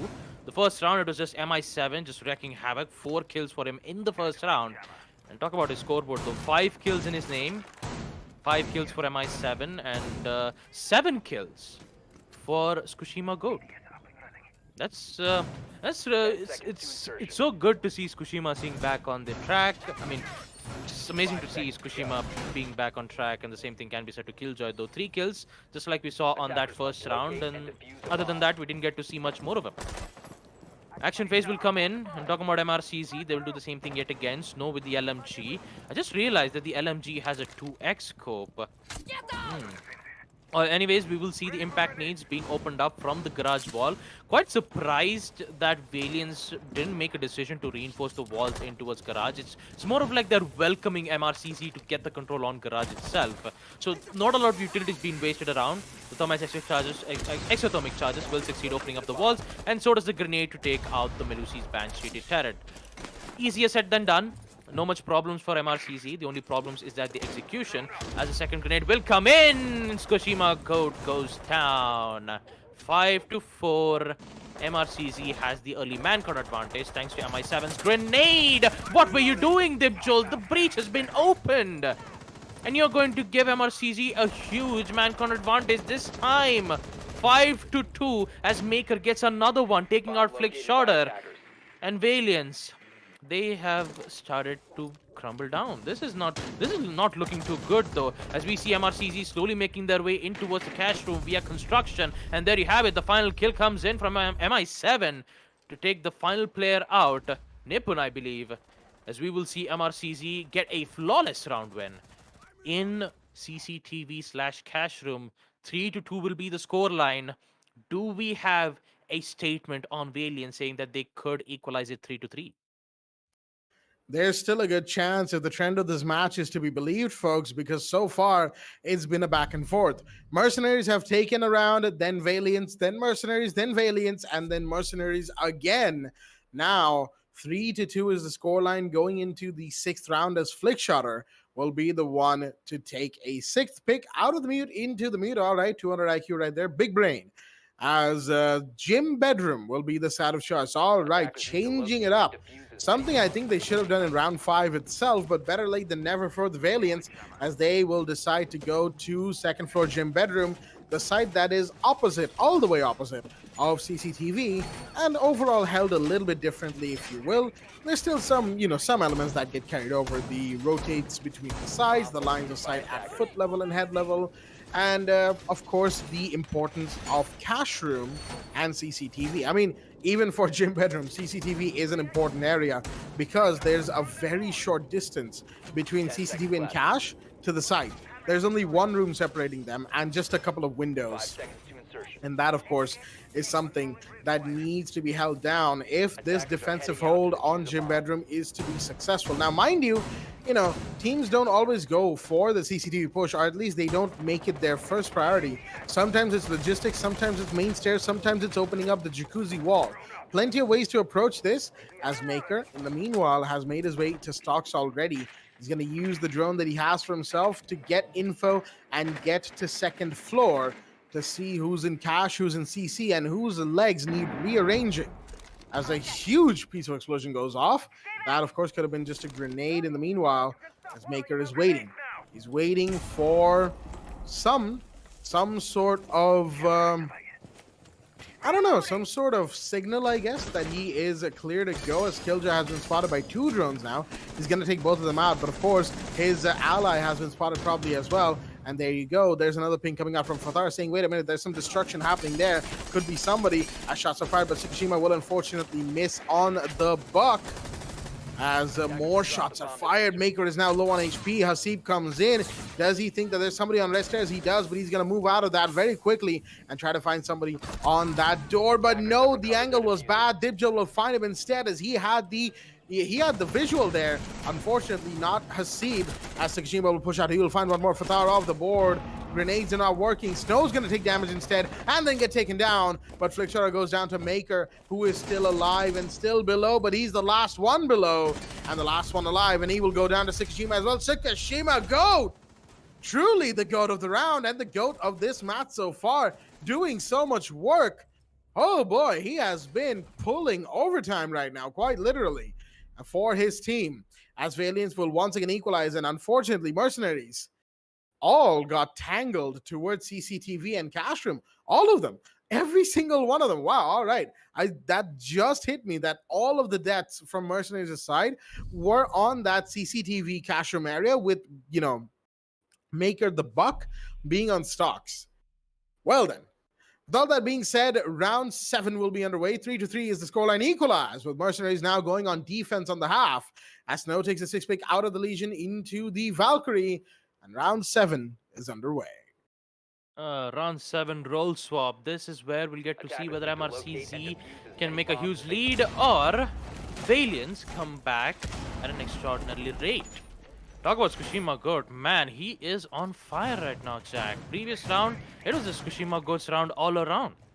I mean, yes, you could have said that MRCZ could have just eliminated players into his construction, but that got immediately denied from none other than Tsukushima himself. He even denied the construction wall entry. He even denied the push happening from CCTV. Most of the players on MRCZ were still trying to figure out a way to eliminate players. Although the site was on second floor gym and bedroom, it was so difficult for MRCZ to even make that push.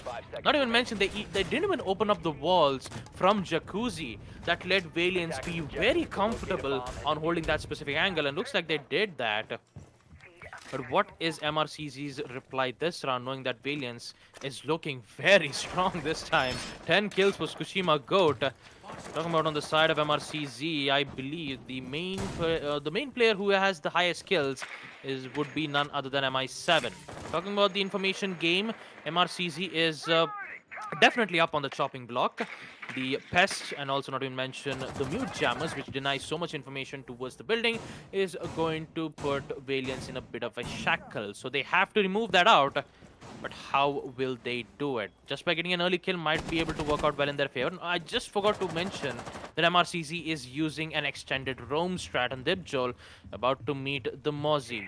Who will get the shot? Will you see a pre-fire? Yep, the pre-fire will come in from Dibjol's LMG, which would force Mozzie to hold a different angle. Unless and until Flick Shorter does not open up the wall as fast as possible, Mozzie will still contest going around that angle, and look at that, Maker takes out Debjol.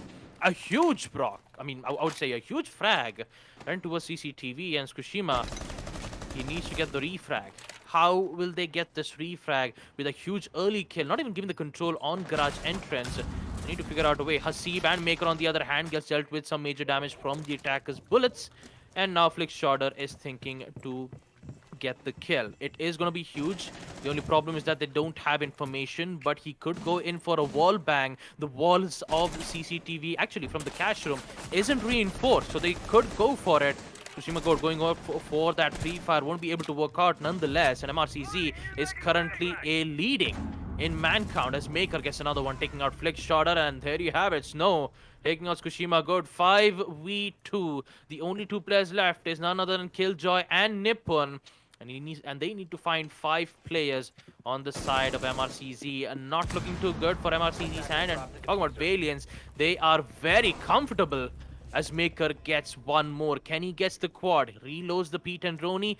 Killjoy doesn't have any information just yet. The aggressive push will come in. So does Hasib with the weapon to take out Killjoy. And there you have it, a good performance on defense on the side of MRCZ, winning second for CCTV Cash on round 7. What will it be on round 8? Tsukushima Go a bit, I would say he needs to be a bit careful. I would say Dibjol had to be a bit careful with the way how Maker went in so aggressive towards the windows of CCTV. Actually, from the actually from CCTV again. Apologies for that. And yeah, it's a lot to take in for Valiants though. They are in the attack, and they need to deal with the roamers first. And that roamer currently, who has been irritating for them for the previous round, is none other than Maker. The extended roam will succeed for MRCZ, but now the site being on CCTV and cash room, what will it be this time?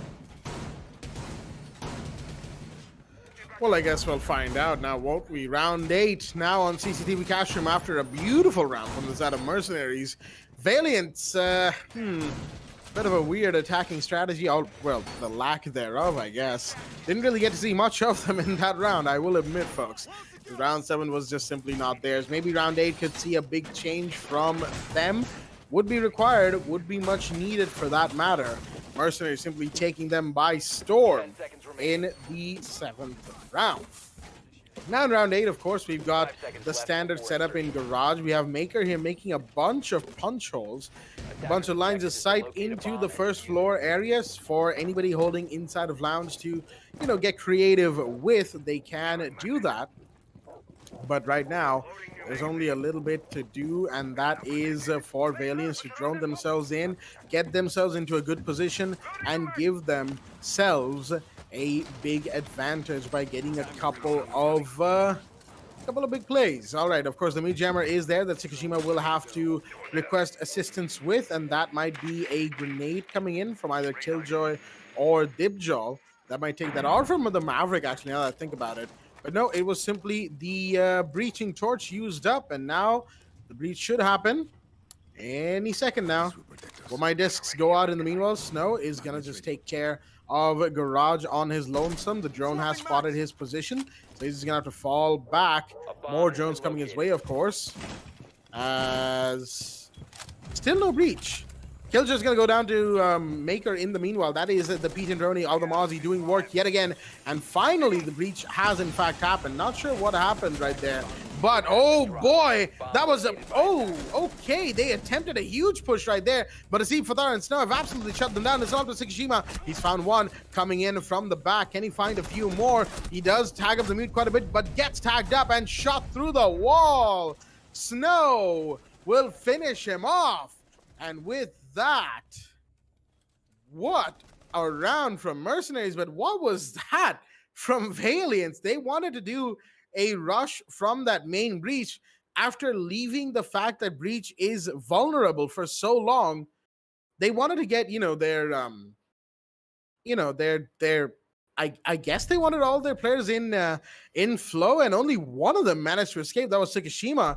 Everybody else was like, wait, what? Everyone else went down so quickly. And even the Iana coming around from the back to construction got taken out, as Tsukishima will go into the Montaigne. Wait a minute. Where will the Montaigne play? As on the other side, we had a 6-pick. I forgot to exactly check who. Could have been MI7 with the Mozzie.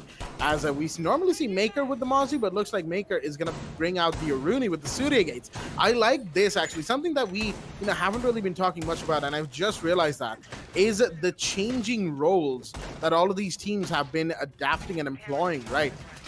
Their roles change between sites, between rounds, even between lost rounds constantly. And it is amazing to see how just one role change, one operator change can lead to the difference between a round being won and a round being lost. And that, of course, has been amazing to see as both these teams lock horns. But Mercenaries are one round away from match point, folks. Valiants are in a spot of bother. Like I said, I'm very worried about Valiants this time. Only winning 3 defensive rounds in the first half. Now they have to deal with the Titans defensive round in the second half. So Tsushima Goat will bring in the big guns, the Montaigne. But will it work out for Valiants to get their first attack round in the second half? That's the main thing I'm concerned right now for Valiants. And MRCZ, what a beautiful hold from Hasib. Denying that CCTV push. Getting those 2 kills was absolutely necessary for them. And Snow thinking of going for a run out. Actually, I wouldn't say a run out. For a moment there, I thought he was going to throw out his C4, but he doesn't have that proper information just yet. The default cams will be removed, and now the Montaigne is prepped and ready to push into a CCTV. He just need to wait for the breach to come in, and so does the Lions EE1D scanner to force MRCZ to do a mannequin challenge. Although it won't work out because the duration has been delayed. I wouldn't say the duration has been reduced. So all MRCZ needs to do is just wait for Valiants to push. And talking about the way how, the positionings are from Valiants, they want CCTV control bad. And how will they do this? I mean, talk about the Montaigne. He needs to unsheath his extended shield and then push in. Fatar falls back because he really doesn't want to get caught off from the flashbangs. And MRCZ has made a decision to fall back. Wait a minute, what is this decision making from MRCZ? Letting the entire control on CCTV in the hands of Valiants, and they're prepped and ready with the C4. Look at that, 2 C4s right from below. They're just waiting for Valiants to make their push, and it's one of the C4 gets popped out. Won't work out too well, but it will work out for Dibjol though. Taking out Snow right from logistics is definitely what they need. There goes a lot of information, and Hasib will try to get back that control. A second EE1D scans will come in. Valiants, they are losing quite a lot of time here, Jack. What's going to happen next in 50 seconds? That's what we're here to find out. Flick shot over the flashbangs. I think he knows where Hasib is. The grenade's going to go out. Will that find the Valkyrie? No, not quite. The explosion does happen with no harm, no foul. Maker now inside of Jim. Everything's going off slowly but surely as Valiants are closing on in. That meter window on logistics, I think that's been disabled in the meanwhile. Unfortunate, but Hasib has come out to find the Monty. Maker comes in as well to find Nippon, and suddenly things are not looking too good for the side of the attack. No, the push didn't know that there was the Valkyrie prone. Fatar finds one more. It is all now up to the last one. That was Killjoy. Down and out by the shotgun from Fatar once again, as that will be another round going the way of Mercenaries. Not sure what happened. Why did I go for that tone of voice right there? But anyway, a little bit of a pause has been requested. Unfortunate right there, as the action has to be paused temporarily, folks. Do not worry. It will be resuming not too long from now. But Mercenaries, 6-3, match point. What a play they have done on the other side of the half. Defense has been their dominion 100%. As Valiants are very much out of it right now. I'm not sure what's happening to them. They looked so good on the first half, equalizing with Mercenaries blow for blow. But here, I'm not liking their decisions on the attacking side of things. I'll tell you very honestly right now. I mean, I'd say that the way how MRCZ was playing on that previous round, Valiants was a bit confused. I mean, at the beginning, Valiants were like, "Why is MRCZ making a decision to fall back?" Not even mention two of the players had already dropped down, waiting to use their C4 to eliminate players right from the cash room. It was more of like they were welcoming them towards cash room just to be blown up by the C4. One of the C4 did worked out. Actually, none of the C4s did worked out. Only one C4 did exploded, but it did not work out in the favor of MRCZ. But the gunfights did worked out well. And now we will see them on match point. 6-3, the match will be resumed, and this time Valiance needs to be careful on how MRCZ operates. If Valiance understand on how MRCZ works, at this point, Valiance, they Attackers need to locate and defuse as many bombs as they I can. really don't know what to say at this point, man. I mean, Valiance, Tsukushima Goat, he's doing it all he can. The same thing can be said to Killjoy. The first half was going way too well, and then in the attack phase, in the second half, they're just completely shut down. Like, entirely. The entire push has been delayed. Like, the early kills are still favoring MRCZ, although Valiant's still trying to manage to convert those, man-con advantage into equalizing it 3-3. It still wasn't enough because they could not handle Maker and MI7. Not even mention Hasib was very good on holding on that. The rush that they made on CCTV, it was just the coordination didn't work out too well in their favor. I mean, you even saw the Iana pushing in from construction, Tsukushima God pushing in from the main stairs. It was more of like a split, aggressive rush. And that did not work out for Valiance, unfortunate for them. They have to win 3 more attack rounds this time, or else MRCZ will be slowly making their way on getting their spot into the quarterfinals. Boy, what's going to happen next for Valiance? Will we see them win their attack rounds, or will MRCZ put a stop to this once and for all? We're about to find out with the tunnels being breached, and I believe that should be the Iana's Kushima Goat slowly making his way towards the tunnel. He needs to worry about the Melushi's Banshee deterrent right from the entrance. MI7 sees the head, but Kushima Goat wins it anyways. 4v5. Good start for Valiance. This is exactly what they need. An early kill, which would try to shake MRCZ off the board. But you need to worry about Fatar though, although he will get tagged out from the attack drones and he will be forced to fall back. But this early kill will be huge, and also another kill in which Killjoy takes out Fatar. A beautiful kill, and also he was tagged out from the main stairs. Going in towards the logistics hatch wasn't a good idea. Looks like he'll get caught out in the process. 3v5, Valiance succeeding in opening up the hatches in towards kitchen. What will be the answers for MRCZ? Snow is still alive with the Valkyrie, and so does Maker, who are planning their next move. Well, definitely a little spot of bother right now for the side of Mercenaries, as Fatar and MI7 going down early like that. Not a good thing for them, but interesting use of the Exkyros pellets from Flickshotter. He's using them for verticality here. Oh, what a shot from Hasib. He's actually going to get that on Nippon and then just walk away, waltz away, in fact.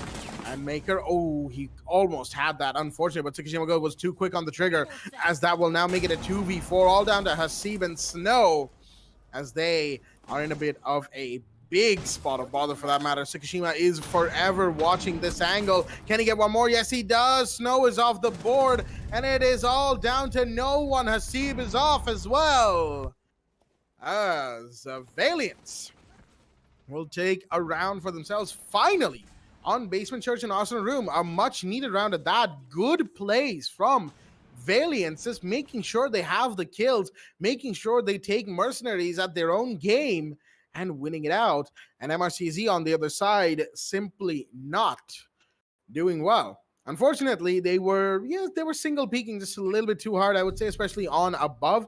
Could have waited, could have used the time in their favor, but they wanted to deny Valiance from taking advantage of the map's, verticality and of opening the breaches and all that. I get that, but it could have been timed a little better, I think.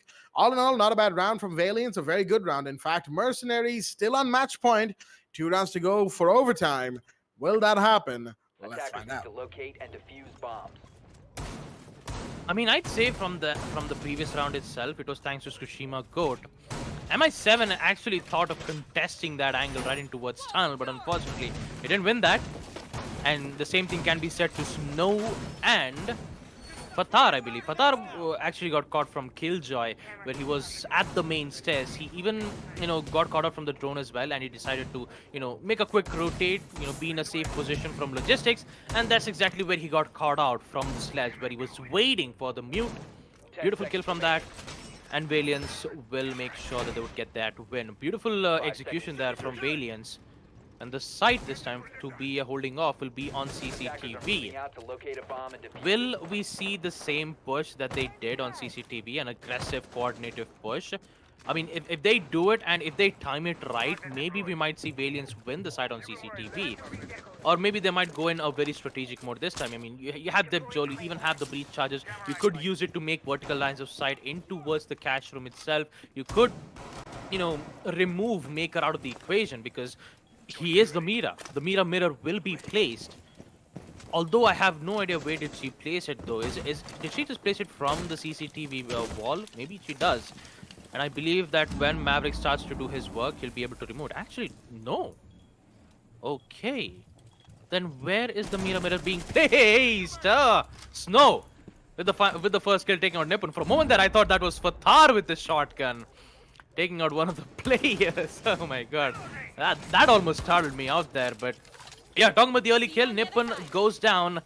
There's still 4 players left. They will, however, succeed opening up the walls on CCTV. What will be the next move for Valiance? Do they think of pushing in towards gym and bedroom would be a good idea? Maybe. You could open up construction wall, but I believe their main focus would be getting control on garage catwalk. This time, they'll be met with heavy resistance. 2 of the players though, MI7 and... Actually, yeah, MI7 and Vomai, who are still holding that specific angle. When that CCTV push comes in, Snow dealing so much damage to Flick Shorter, but this will force Snow in a very uncomfortable angle. Sees the head. He is still worried and also a bit confused on what to do next, but Fatar is here for the rescue, taking out Flick Shorter, and looks like Valiants are starting to fall apart. Fatar with the SMG-11 takes out Dipjol. MI7 comes in to take out Tsushima Goat. Killjoy, the last player standing on the side of Valiance, needs to make a recovery, and Fatar, this guy is going insane with the shotgun. Unfortunately, won't be able to win the gunfight. And in the end, we will see MRCZ win against Team Valiant 7-4 on map Clubhouse. What a way to end up the match here. MRCZ, the Titans of South APAC, and Valiance. Good effort from them, especially from Tsushima Goat, Killjoy. Not even mention Nippon, who's been supportive for the past 2 to 3 rounds with his utilities. 14 kills for Tsushima Goat, 9877 kills for the 4 players on the side of MRCZ. It's more of like it's perfectly balanced, I mean, you even said the way how MRCZ changes the operator's picks, especially on the defensive side. I mean, if you pick CCTV, the ops are very different. I mean, the players in which, for an example, if Maker picks a Maker picks in a Rooney on CCTV, and on second floor gym you see him picking as the the Mozzie. Yeah, that's the one change that I did get to witness from MRCZ. It shows how determined MRCZ are and how well prepared they are in any certain situations that they've held before. And Hasib, absolute performance from them. But I know I still haven't talked a lot about Valiance, but Tsushima Goat, man, 14 kills from him. The first half did work out a lot in favor of Valiance, but in second half there was a bit of a backlash where the attackers had a lot of problems dealing with. Although Tsushima Goat on basement church and Arsenal room in round 10 made an amazing recovery. I mean, holding out the blue entryway twice in a row did give them the win on basement church, but it wasn't good enough when the push happened on CCTV. They were confused, and talking about Fatar, who was very aggressive, and we'll get to see that in the highlights. I mean, there's many reasons why we consider Fatar to be the the greatest player on both Oregon. I mean, we actually call that the Fatar stairs, don't we, Jack? The way how aggressive Fatar goes. But this time we don't see him, make that much of plays. But still, we get to see a lot of plays from MI7 and Maker on MRCZ. I mean, to be fair, Mercenaries were performing on all all capacitors were running, at full swing. All tanks were full, and they were absolutely doing work when it comes to this match. Of course, the first half was not that good from them. Admittedly, Valiants were doing much better on the defense than they did on the attack. Just for contrast, it was 3-3 going into round 7. The first half was equalized between both sides. On the other side, it was 4-1 for Mercenaries. We didn't even have all full, 12 rounds of play, pre-overtime that is, because Mercenaries simply shut down Valiant on so many counts. It was just beautifully done from MRCZ. And Valiant on the other side, we did see one good round from them. That was, I think, round 9. But other than that, there were only very few moments for the side of the Valiants that looked somewhat decent. Everything else really was quite lackluster, I have to say. And even then, Tsukishima never gave up. He gave it as much as he could, and he tried his hardest. As on the other side, Valiants, well, the rest of his team simply crumbled around him, trying to support the man, trying to support his plays, but it simply was not to be. The only round that looked really good was the round where MRCZ were mostly focusing on single plays and single pushes for some reason. And even then, there was always a good chance that they would still win out the round, just somehow.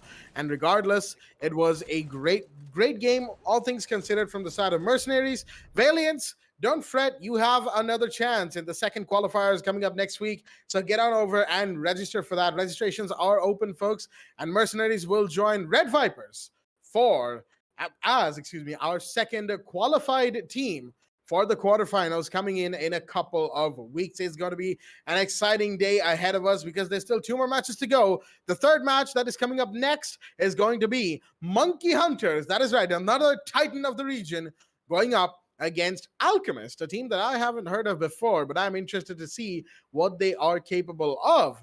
As they've made their way this far, let's find out what that team is, what that team can do against a titan of the region, that is Monkey Hunters. That match will be on Villa, and we'll get to that in just a short while after this quick break. Don't go anywhere. We'll be right back. Stay tuned.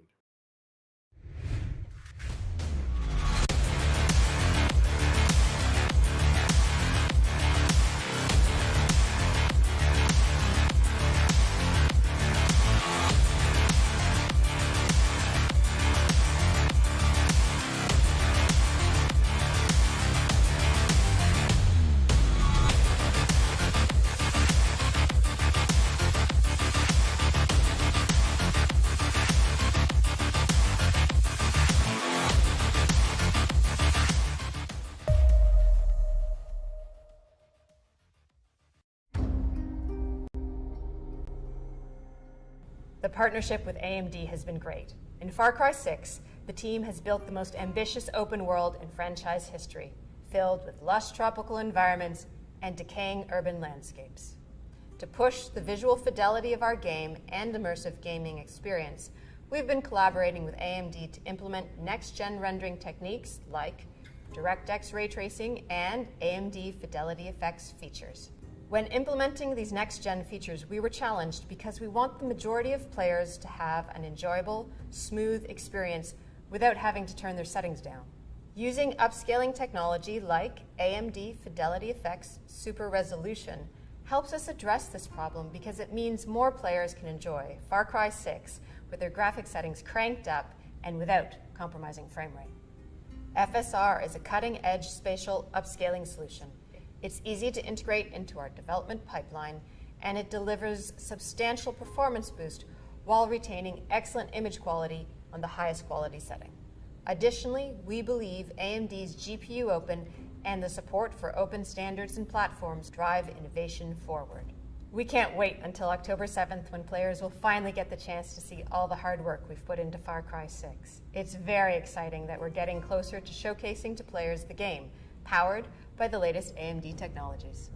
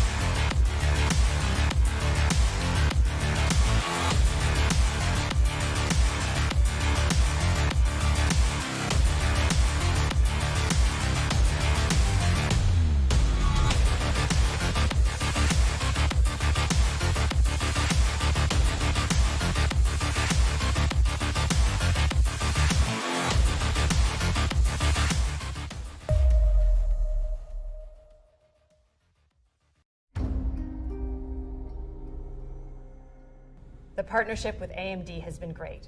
In Far Cry 6, the team has built the most ambitious open world in franchise history, filled with lush tropical environments and decaying urban landscapes. To push the visual fidelity of our game and immersive gaming experience, we've been collaborating with AMD to implement next-gen rendering techniques like DirectX ray tracing and AMD Fidelity Effects features. When implementing these next-gen features, we were challenged because we want the majority of players to have an enjoyable, smooth experience without having to turn their settings down. Using upscaling technology like AMD Fidelity Effects Super Resolution helps us address this problem because it means more players can enjoy Far Cry 6 with their graphic settings cranked up and without compromising frame rate. FSR is a cutting-edge spatial upscaling solution. It's easy to integrate into our development pipeline, and it delivers substantial performance boost while retaining excellent image quality on the highest quality setting. Additionally, we believe AMD's GPU Open and the support for open standards and platforms drive innovation forward. We can't wait until October 7th when players will finally get the chance to see all the hard work we've put into Far Cry 6. It's very exciting that we're getting closer to showcasing to players the game, powered by the latest AMD technologies.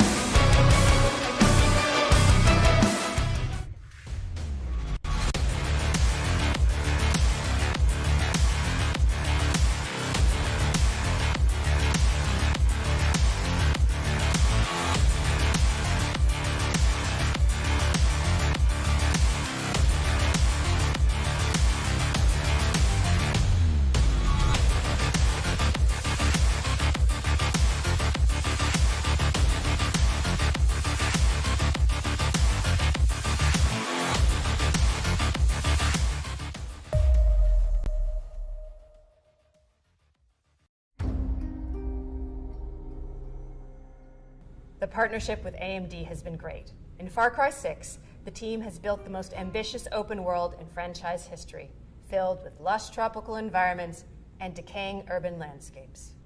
To push the visual fidelity of our game and immersive gaming experience, we've been collaborating with AMD to implement next-gen rendering techniques like DirectX ray tracing and AMD Fidelity Effects features.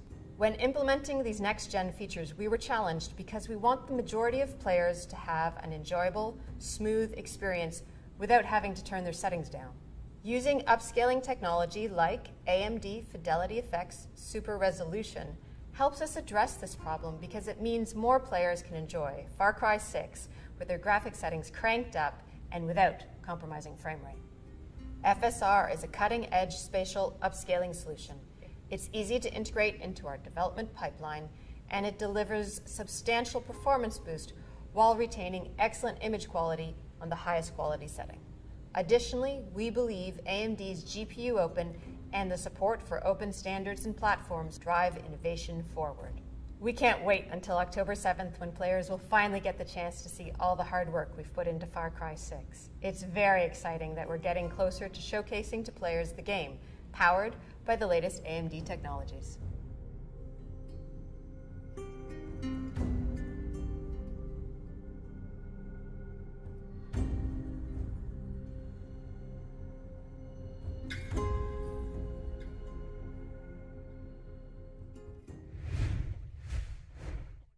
Alrighty then, ladies and gentlemen, welcome back to the AMD the Esports Club Challenger Series 1, Round 3, the final round, that is, of the Qualifier 1 here at the Esports Club for Rainbow Six Siege. I'm your host, Blackjack. Joining me is my co-host, Babagusta, as we are here for the third game of the day, the night, the evening, whatever time zone we are in right now, as it is Monkey Hunters versus Alchemist on the map of Villa.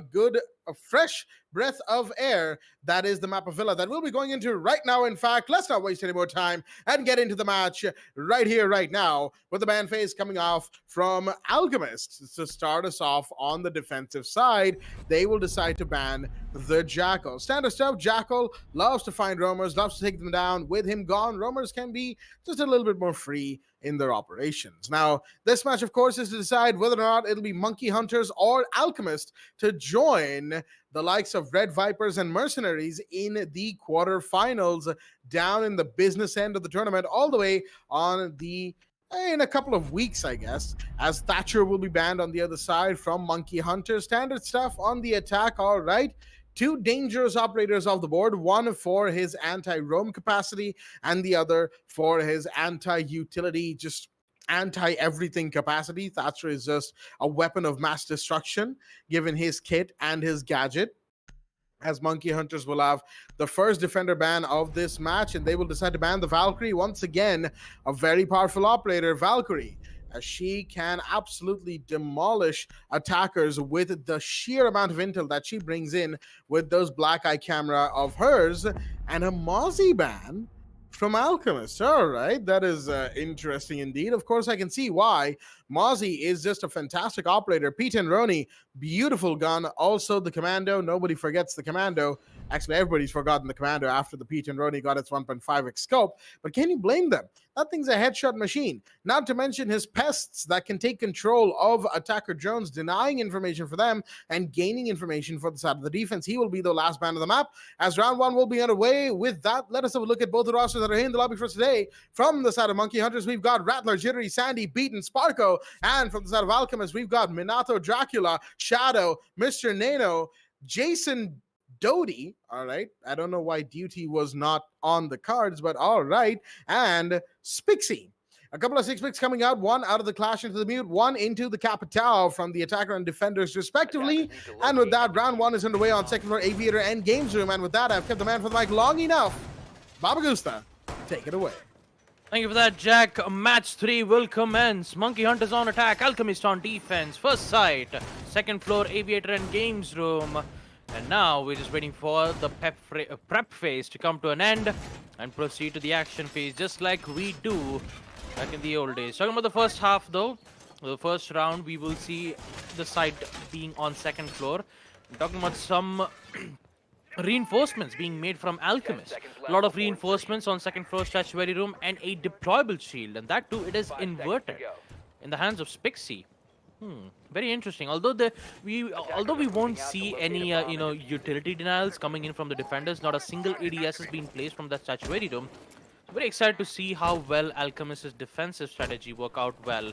That too going up against Monkey Hunters. For now, Monkey Hunters, as we all know, they were the champions in our previous tournament.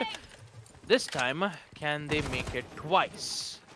I mean, that's what everyone has their most questions around these days, knowing that we have MRCZ, High Five, and also not even mention Red Vipers, who likes to contest against them.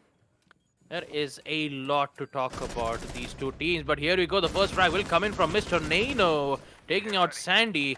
Well, as Jittery almost getting the frag out from Spixie, will miss that opportunity and will refrag. I wouldn't say refrag, will reposition at the right time. Cooked nade might connect, and there you go. Jason goes down with the help of Jittery's perfectly cooked grenade, and now he's slowly making his way in towards 90 hallway. He needs to be careful about that specific player, but he has that cover in end, so he doesn't have to worry about it. Study room will be the place where Jittery might have a lot of picks. And talking about picks, Rattle is still here for the support. And here comes Jittery with another kill. Spixie goes down, and now the control on site is in their hands. Sparko still trying to contest, and he will contest it really well. Mr. Nano goes down, and with the plant will come in from Beat. Right in towards the Aviator's room. Post plant will come in, and so does the confirmation from Sparko. A 4v2, whereas Shadow and Minato has to figure out a way to win this post plant. Shadow will somehow figure out a way to take out Jittery, but it's too late. They have the control on site. Shadow will now contest on Study Room, hoping that he might find one or two players, but it's too late. He needs to be aggressive. He needs to push, because that's the only thing that he can do for now, and that will give the win for Monkey Hunters. First round, a good round for Monkey Hunters. The same thing can be said to Alchemist, but the way how Jittery got those two opening kills, that's exactly where we got to realize that Monkey Hunters have this under control, and Alchemist were forced to go in for a post plan. A very explosive round for the side of the attackers as we proceed to round 2, where the site will be the same yet again. Oh boy, site in round number 2 is going to be on second floor Aviator and Games Room, and man, looks like we have quite the big play coming in from Monkey Hunters. Jittery did some good work right there, getting into site and setting everything up for his team, along with the supports coming in. And at the end of the day, oh boy, Alchemists were not ready for that play. They're going to have to be, though, as looks like they're going to have a Maestro on board this time around just for the 90 coverage and the Alda in play. I'm still not necessarily sure why they would be the ones to ban Mozzie. I can see why you would ban Mozzie, in the long run, because on the other half of round 7, where Monkey Hunters would be on defense, you don't want to give them Mozzie, right? We've seen Monkey Hunters use Mozzie very well. So without Mozzie, you are hampering them ever so slightly in terms of information denial and information gain. But I'd say that the pros of having Mozzie for your team outweigh the cons of having him for Monkey Hunters, because Mozzie is just that good of an operator, really. And his kit overall is just really, really decent, really good, really easy to use and understand. You just launch your pests. You either use them actively over the course of the round to catch drones, or you have them pre-placed and let them catch drones for you. That's what I do anyway. And his weapon, like both his pistol and his P10, are insane. The Commando is really good too, like a little bit more reliable than the P10, I will say, since the P10 tends to run out of bullets much quicker and sometimes can leave you high and dry in high octane situations. But even then, both weapons are just really good. So their decision making is a little curious to me, but I am interested to see how they go about their defense. So far, I haven't seen anything from them that necessarily needs a Mozzie to be better. But overall, their presence in round 1 wasn't really that great. They were definitely, shaky quite a bit. But of course, that is subject to change. How much change is the question that we have to answer. Argus cams coming out from the Sam Fisher. Spark, of course, playing zero. And yeah, just giving his team so much info about where these defenders could be as Dracula, or Minato actually, excuse me, right there, is on first floor, on the prowl. He's got his teammate, I believe that's Mr. Nano as well. They're both just waiting and watching in the wings for some sort of flank opportunity, something that they can use. But no, oh wow, the pings came out, but Minato just about walked away with a headshot on Jittery, and that is a big drop. That is diffuser drop as well on top of red stairs, and the side of Monkey Hunters will have to now reconvene to try and get that back. Well, a minute left for Monkey Hunters on attack, and losing Jittery might cost them a lot, but not for more. Rattler comes in with the immediate refrag, taking out Spixie. 4v4. The control has to come in towards Games Room. They have quite a lot of C4s to contest too. It's just Jason who has one C4. That one single C4 might have some difference, but that difference is just it just changed immediately. Aggressive push from Rattler will succeed. Gets the confirmation, triple kill from him, and then the last one will get taken out in the hands of Beat. With it, we will see Monkey Hunters win round 2, second floor AVG. A successful execution from them. While Sandy was there looking for the flank watch, Rattler was there for the execution. He even saw the flying C4. He'd almost believed that he would get that one kill, but in the end, we only saw Rattler just aggressively pushed in and just ruined the dreams. Anyways, as we proceed to round 3, second floor AVG will be the side yet again. No, it is not. It will be on-site trophy room and statuary room, the site where Team Alchemist will be defending. I would say that things will be a bit difficult, although the way how they defended the site was extremely well. I mean, the early kill from the Alibi, the MX4 Storm claiming the life of Jittery was, a lot for Alchemist. And also, it is a huge kill for them. It's just that when the execution arrived, when another flank watch, in which Sandy was prepped and prepared for the push coming in from the astronomy stage, they didn't had much information, and in the end got caught. I mean, in the end, they just got caught in the process. This is how powerful Zero is with his Argus camps. He has so much information. I mean, he already placed one of the Argus camps from astronomy to give vital information. He even placed another cam on the red stairs, and I believe the third one should be on the other stairs too. You have so much flank watch. Monkey Hunters have every information about where exactly those rumors are. He's basically the change of the Jackal. We might see a zero ban because of how, Jackal used to be so powerful just by seeing his footprints. And now, Zero being so powerful when it comes to information game, Alchemist really needs to be careful on that information game. Talking about the defenders for now, and talking about Monkey Hunters' repelling game in towards the balcony side, I believe their main focus is to get the control on Aviator Room, and that's where Rattler will come in for the aggression. The drone works will come in to give them vital information. Rattler knows that there is one player right from the main stairs. Jaeger will get detected from the drones, and what will be Rattler's response? Meanwhile, we see Sparko use the Argus cams to give so much information. Will we see a denial? That's the biggest question. I mean, I believe that will be one, though. Jason will take out his own default cams, quite interestingly enough. But the push will come in from the Zofia. Who will win? It is Sandy! And also a lot of chaos happening right in between that window. Sparko will win that gunfight, taking out Jason. A 4v3 where Alchemist is in trouble once again. Will we see a reversal? Knowing that Monkey Hunters are slowly making their way in towards the side. Spixie solo on HP, 25 HP. I mean, one single bullet from the body should, should be down, but not knocked out as of now. The diffuser has been dropped. Not quite sure why they'll get the diffuser, but wait a minute. We will see Jittery get Minato 4v2 as now Monkey Hunters are slowly making their way. Attackers recovered the bomb diffuser. I think making their way isn't just the only thing they're doing. Monkey Hunters are dominating the competition right now. Sandy will find Spixie, and unfortunately, Alchemist, their strategies are not working, not in the slightest. Jittery will slice down the last one, and with that, Monkey Hunters are here for, well, they're quite literally just shutting down Alchemist, like all in all, right? There is no way that Alchemist seems to be able to cope up right now. They are definitely leagues apart.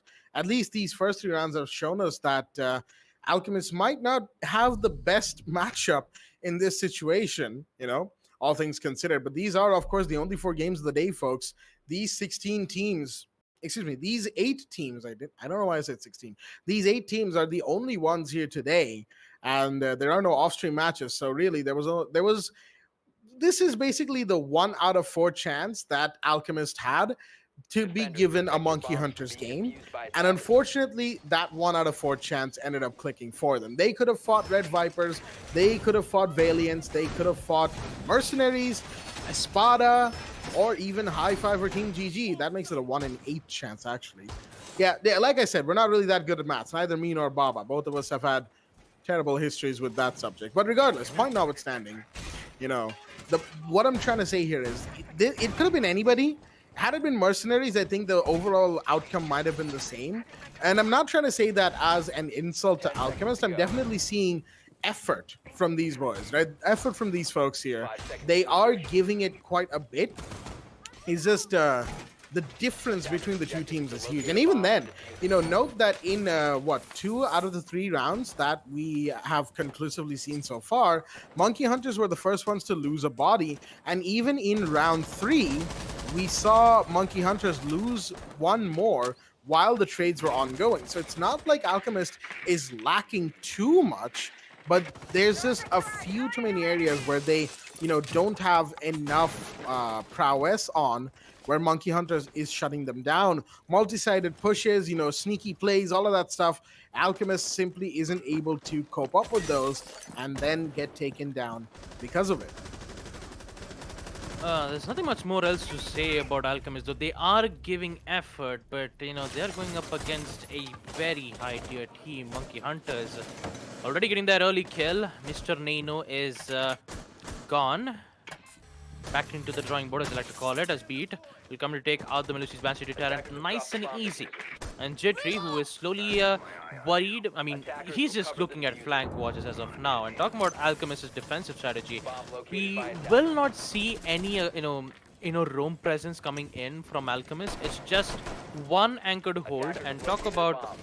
Actually, no. Speaksy is almost on his way right from the main stairs. And just like I talk about the information gain from Zero, we will see Jittery eliminate Alibi. Again, not a good idea, but still, this might be a good idea, though, because the Melusi has somehow got the confirmation. The C4 will come in. Can it confirm? Yes, it does.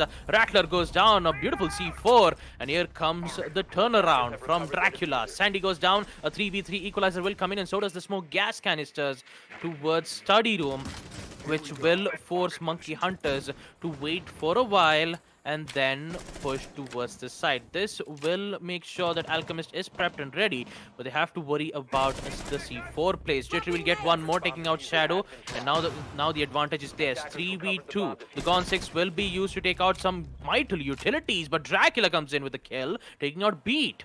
Again, an equalizer will come in. Sparko still has a diffuser in hand. He could go in for the plant, but no. Jittery comes in with a kill, but another kill comes in from Dracula this time. Triple kill for him with the SMG-11. This might be the chance for Dracula to win this 1v1 gunfight against Sparko. He has done so much work. He has done so much work for Alchemist. Can he get this win? Post-plant. 40 seconds. Sparko has no idea on where Dracula's location is, but he might get it via the Argus cams. The pre-fire will come in, and a confirmation will come in as well from Sparko. Dracula, man, great attempt, not gonna lie. That was a very good attempt from him. Study room, eliminating Jittery, and almost a quad kill for him. Almost, winning out the post plant as well. But in the end, we will see Monkey Hunters get in a very huge lead once more, 4-0. As we proceed to round 5, trophy and statuary room will be the site for them. Good effort. I mean, they did what they can. They did what they could. Yeah. And even though I would say to Spixie to be very careful when it comes to roaming capabilities, maybe try to hold in towards statuary and trophy room would be a good idea. I mean, since the site is on trophy and statuary room, I'd say holding on 90s hallway or even, go aggressive with the spawn peaks might work out for Monkey Hunters, but, who knows? Yeah, who really knows, all things considered. I mean, you're going up against Monkey Hunters while Alchemist are... I don't recall necessarily. I do remember one of our admins telling us about a grassroots team that has made it this far. I'm not sure if it's Alchemist, but it could be because they're the only name in the matches today that I haven't personally heard of before this tournament. So it could just be them, which would obviously make this a matchup very not, very not balanced, if you will. But you're in the top 8 for qualifier 1. There will be big teams that you have to fight, and it just so happens that their journey ended up with them facing Monkey Hunters, one of the top 3 of our region at the very least, right? If not top 4, that's still under debate, folks. Don't worry. Monkey Hunters did win the last tournament we hosted, of course, so they probably are top 3 right now, behind the Mercenaries and Kira. But yeah, I mean, I say Mercenaries and Kira at the top because they were the ones to win the SA Nationals. Monkey Hunters unfortunately did not.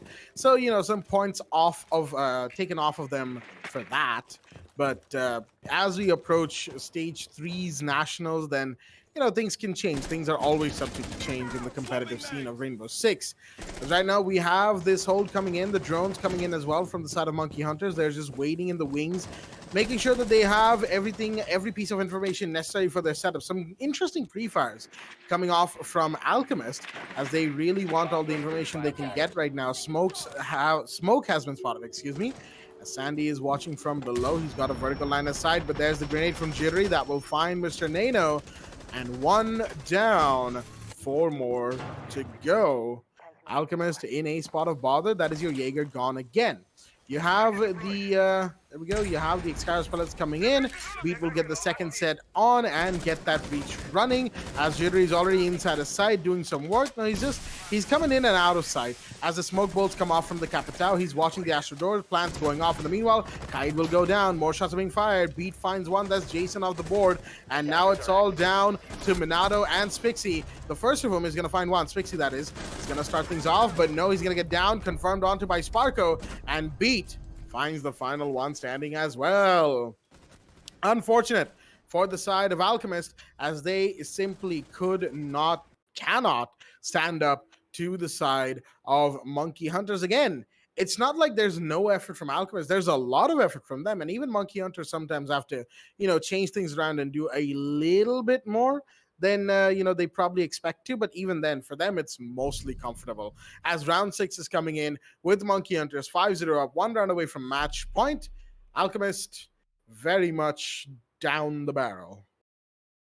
I would say down, but this site might give them some hope, Jack, because the site being on dining room and kitchen, all they need is those perfect C4 placements. I mean, that's exactly what you'd expect on a map like Villa. A lot of C4 plays, impact trick denials, in which I haven't seen a lot of impact trick denials coming in from the defender side. I mean, not a lot of impact tricks, I would say, coming in from the defensive side. But hey, talking about round 6, who knows? We might see an amazing plays coming in from Team Alchemist and Monkey Hunters. Strong as ever, they are, however, in a very huge lead, 5-0. They still need 2 more wins for Monkey Hunters to get the spot on quarterfinals and go up against either Mercenaries or Red Vipers. And talking about the 4th match, though, we have the 4th and our last match. Team High Five go up against Team GG. The 4th match is also going to be an amazing one to look at.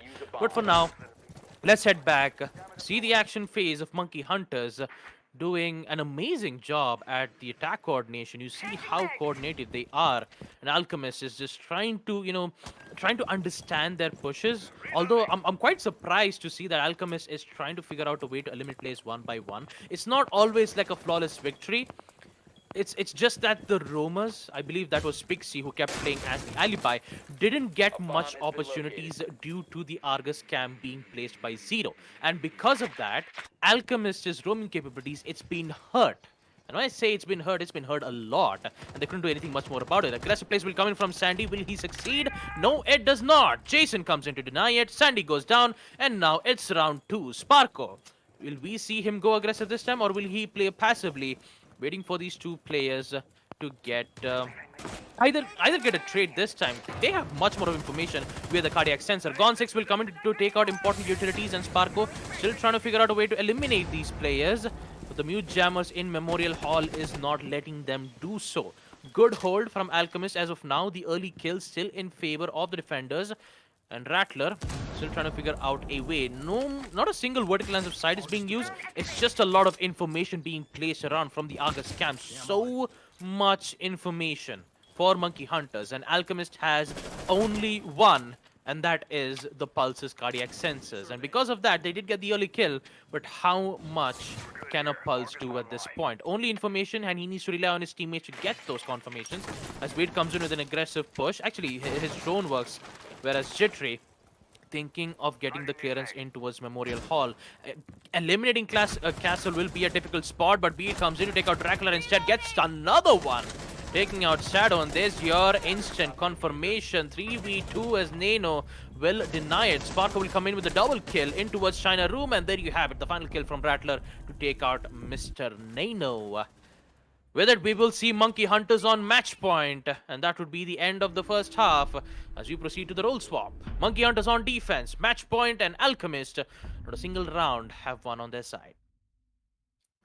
I mean, to be fair, I think this result was to be expected, folks. First half goes entirely to Monkey Hunters as they are now on the defense. On the defender side at Villa, today is simply the matchup that has resulted in an attacker-sided Villa day. But again, that's the matchup's fault, not necessarily the map or how both teams have, well, mostly down to how both teams have performed. As Alchemists just simply haven't been all there. Sandy with the 6-pick out of the Tachanka into the Tachanka, and then maybe somebody else. He's still choosing, but no. Oh, okay. So it switches out to the Doc at the last second. All right. We might have some Doc overheal spawn peak meme moments, folks, as the side of choice is, of course, on first floor dining and kitchen. No pulse from the looks of it. Sandy with the Doc pick, still one that interests me because you don't necessarily see, Doc be brought out. But hey, it is what it is. As 6-0 is the scoreline. Monkey Hunters just very, very much in a dominant seat right now. Alchemist, I'd say don't take this to heart, this match itself. It's just down to the matchup. You guys it's just a rough day for y'all. Y'all made it to here, right? You guys got to here to this top 8 of the first qualifiers. That is a big plus for a team that I personally haven't seen before and probably haven't seen that much of competitive play. But yeah, overall, very good stuff as the first kill will come out. Wait a minute. That was from Mr. Nano going on to beat. He has found the Legion. First drop comes in from the side of Alchemist. As Monkey Hunters definitely got a little bit ahead of themselves, I will say. I did mention that we're going to have a couple of spawn peaks. I expected the Doc to be the one to do it, not the Legion. But it is what it is. The Legion off the board, but the other T5 SMG on the Oryx is still active as the drones come out from Alchemists. And again, you can see they know what to do. They know overall the structure and play that they need to get into and the rhythm that they need to establish here and now. But the issue is when it comes to the gunfights, overall gunfight selection, which confrontation you should go for, which play you should really focus on. That is where things start going wrong for the side of the attack right now. As that was a couple of shots from the Melusi right there, but couldn't find anybody. Sparko goes down, but Jittery and Rattler are here to get the refrags in. Minato and Jason go down. Spixie was only to get that kill, but Rattler gets found, and there goes Jittery as well. Sandy's not the last one standing. Hold on. Spixie will go in and find Sandy as well. As that was definitely a round that Monkey Hunters were just throwing out there, thinking, all right, let's see how far we can really push it. Quite a little bit ahead of themselves. Like I said, Alchemists are still putting in the effort to try. They are trying still. And Monkey Hunters simply, went out thinking, all right, it's 6-0. We can have a couple of rounds of fun here and there. And that they did. 6-1 is now the scoreline. Alchemists do put themselves on the board as Aviator Games Room will now be the side of choice. I just kind of love it when Pete just decides to go spawn peek with the Legion T5 SMG, fails the spawn peek, and now decides to, you know what, I think I'll just stay in the site from now on, and I'll just pick smoke. And let the other guys do all the heavy work. I'll just stay on the site, just Attackers chill need to out, locate and defuse sit the down, bomb. They and just wait for the other players to do their work. And talking about Alchemist, though, good job. I mean, the way how they've pushed, they do know the basics. I mean, I'm not going to say just about the basics. They do know how to open up the wall. Wait, did I just say they do know how to open up the walls? discovered the location. No, man. Like, all I'm trying to say is Alchemist knows how to push properly.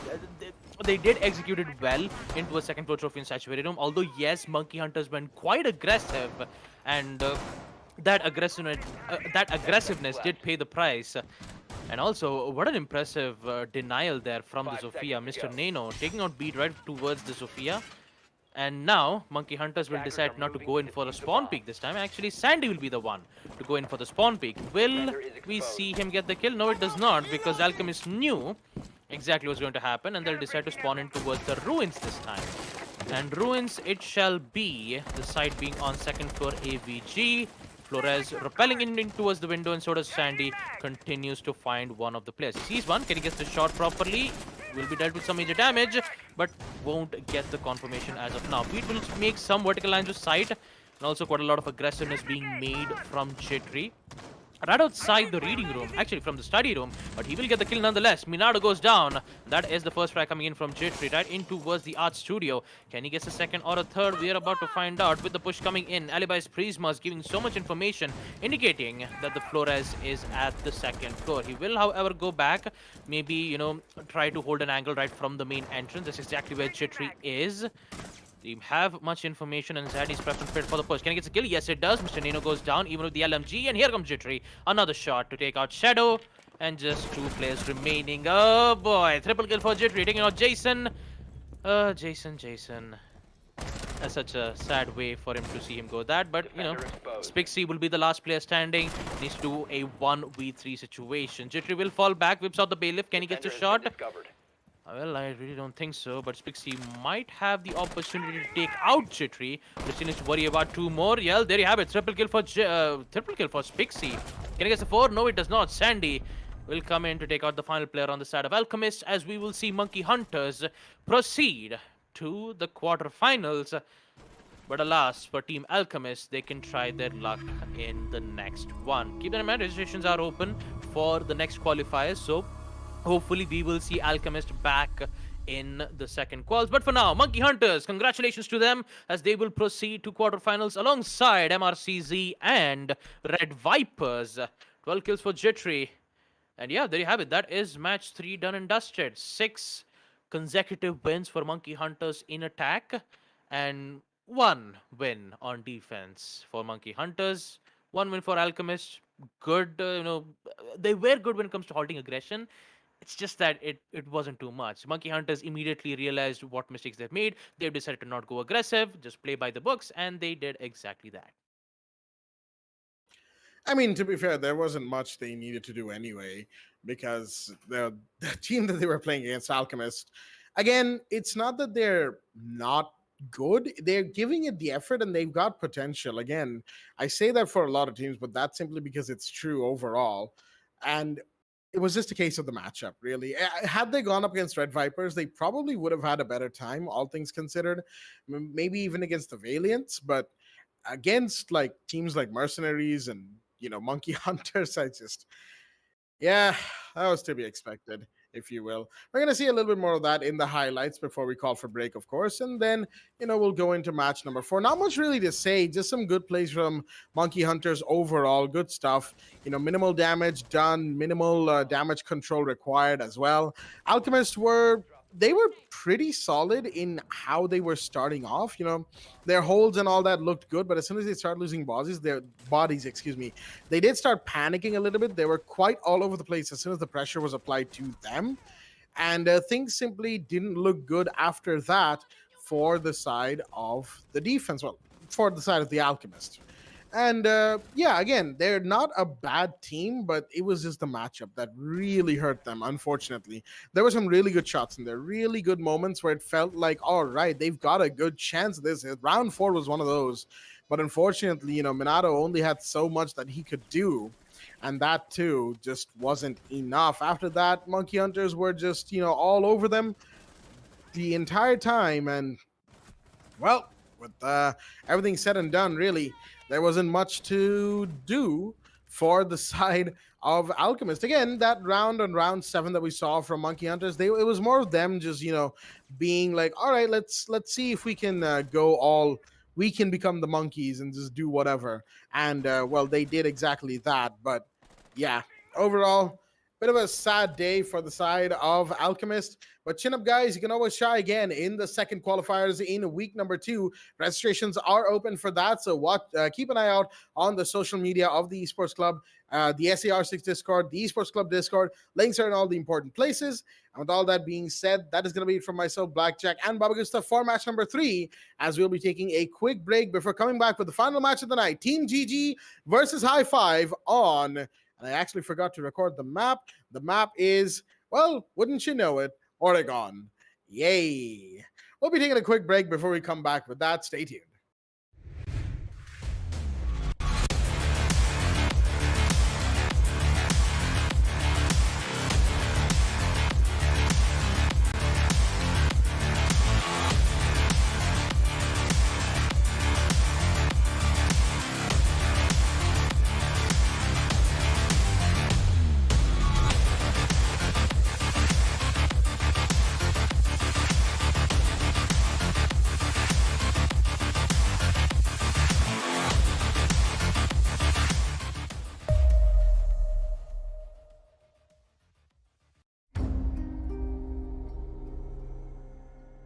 The partnership with AMD has been great. In Far Cry 6, the team has built the most ambitious open world in franchise history, filled with lush tropical environments and decaying urban landscapes. To push the visual fidelity of our game and immersive gaming experience, we've been collaborating with AMD to implement next-gen rendering techniques like DirectX ray tracing and AMD Fidelity Effects features. When implementing these next-gen features, we were challenged because we want the majority of players to have an enjoyable, smooth experience without having to turn their settings down. Using upscaling technology like AMD Fidelity Effects Super Resolution helps us address this problem because it means more players can enjoy Far Cry 6 with their graphic settings cranked up and without compromising frame rate. FSR is a cutting-edge spatial upscaling solution. It's easy to integrate into our development pipeline, and it delivers substantial performance boost while retaining excellent image quality on the highest quality setting. Additionally, we believe AMD's GPU Open and the support for open standards and platforms drive innovation forward. We can't wait until October 7th when players will finally get the chance to see all the hard work we've put into Far Cry 6. It's very exciting that we're getting closer to showcasing to players the game, powered by the latest AMD technologies.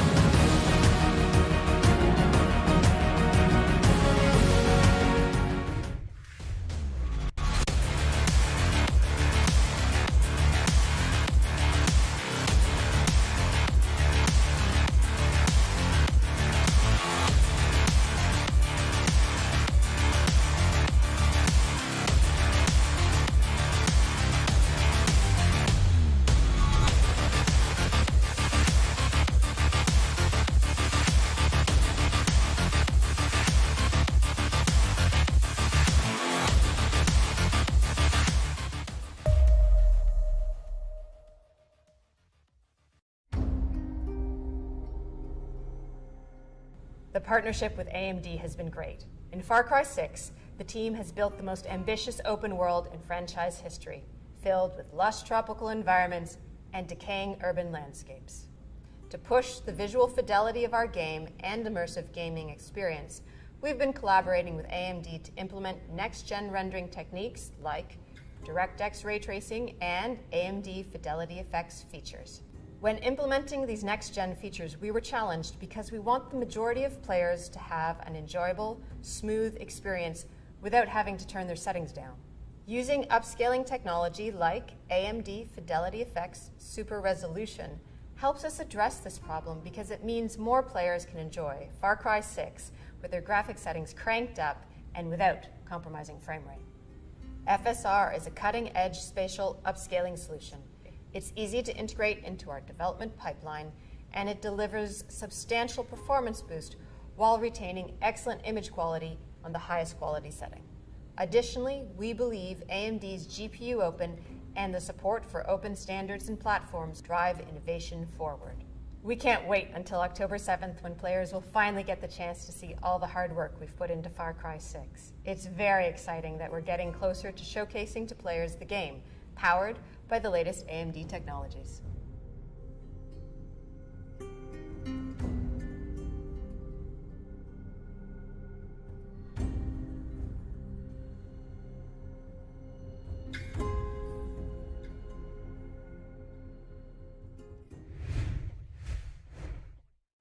Alrighty then, ladies and gentlemen, welcome back to the AMD the Esports Club Challenger Series 1 Qualifier 1 final round, final match here with your hosts Blackjack and Babagusta for Rainbow Six Siege for the South Asian region here at the Esports Club.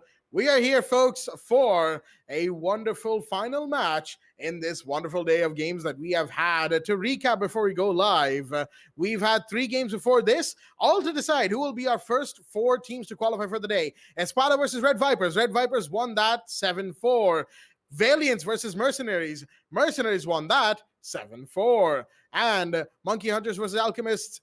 Monkey Hunters won that 7-1. Now we have Team GG versus High Five going live in the screens right now, in fact, because there's no time to waste. Ban phase is in, and let's get right into the match. High Five have the first ban of the day, as the saying will leave the game nice and quickly, but it's one of those situations like Maker from Mercenaries, right? They have a small disconnection at the beginning of the game, instantly return, there you go, and we will proceed on as normal. Thatcher will be the first one to be banned from the side of High Five, as Team GG will have the second ban of the night, and it is going to be the Maverick, nice and quickly, taking care of operators that can take care of hatches without needing some extra special assistance, if you will. But there might be a Kaid ban coming up from Team GG. Is that so? It is.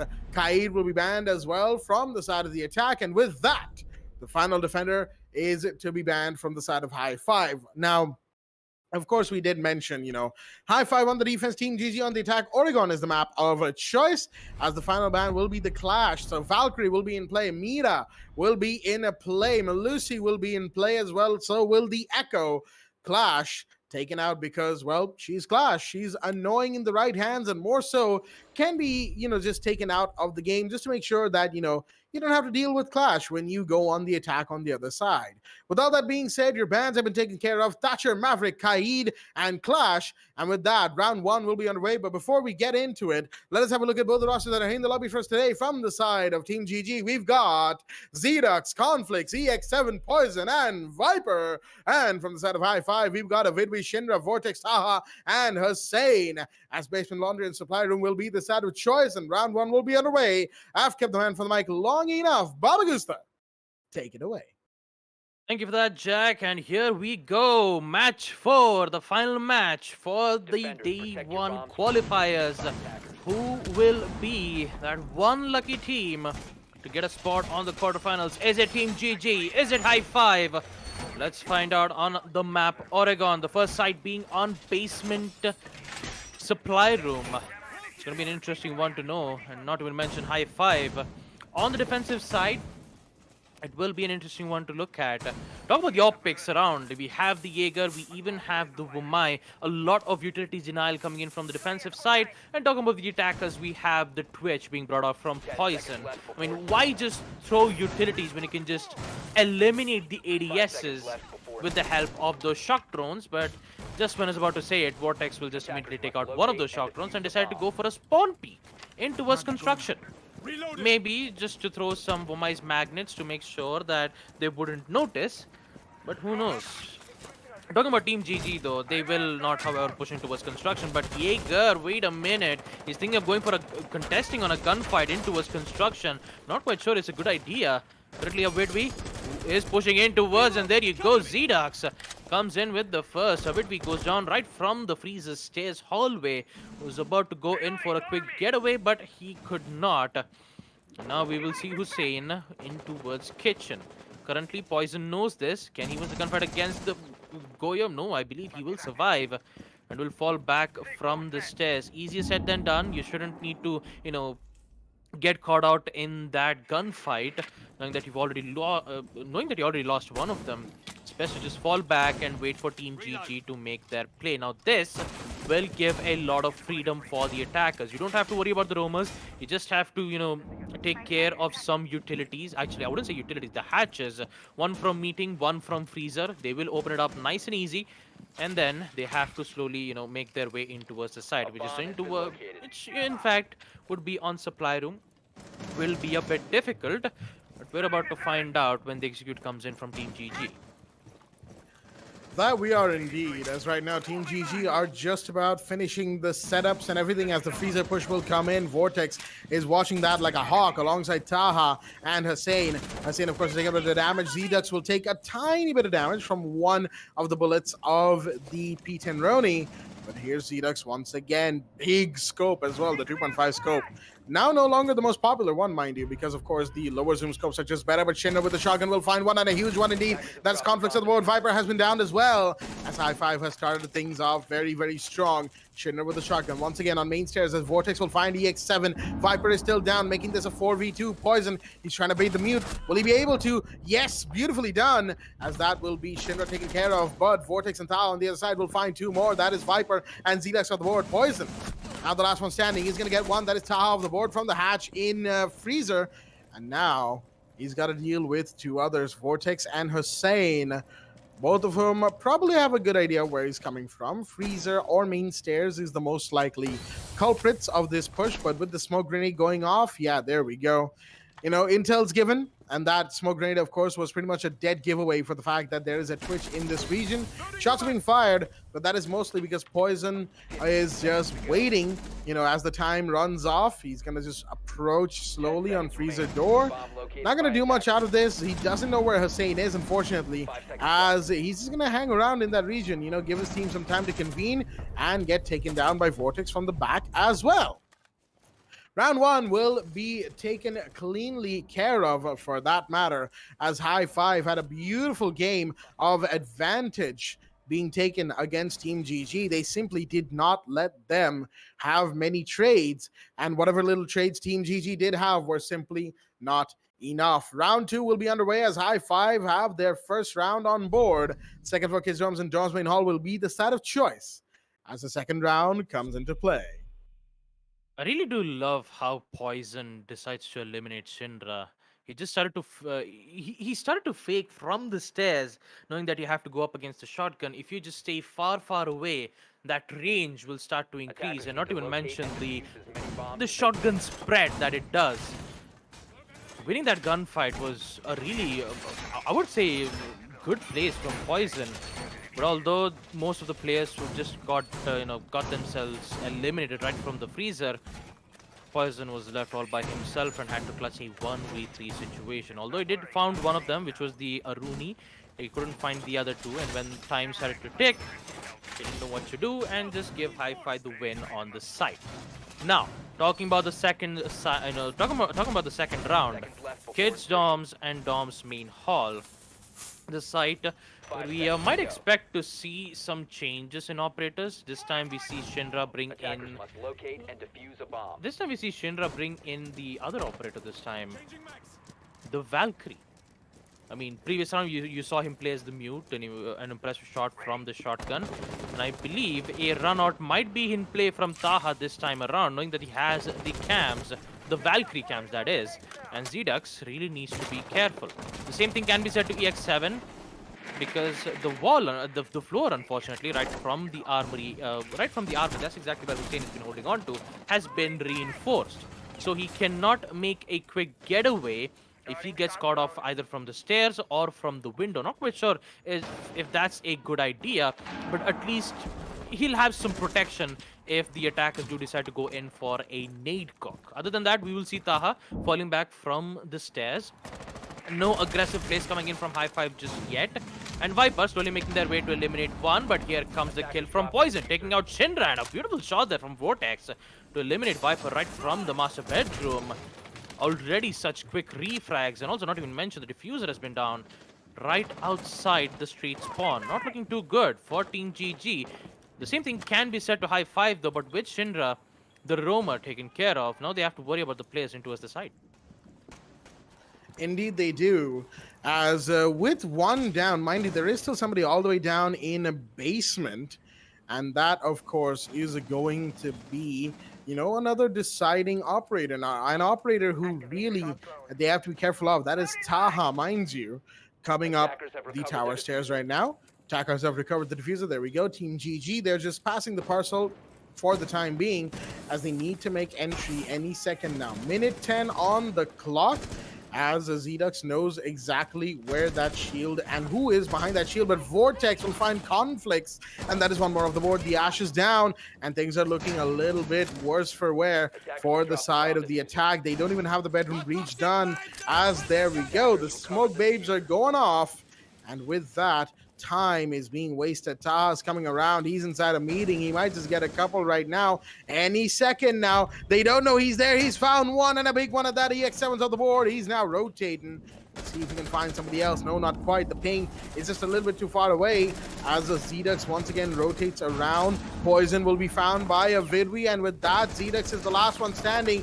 Does damage to Hussein, and then there we go. Gets taken down by Taha. Oh, man. That was a round and a half from the side of High Five. Team GG simply stood no chance, folks.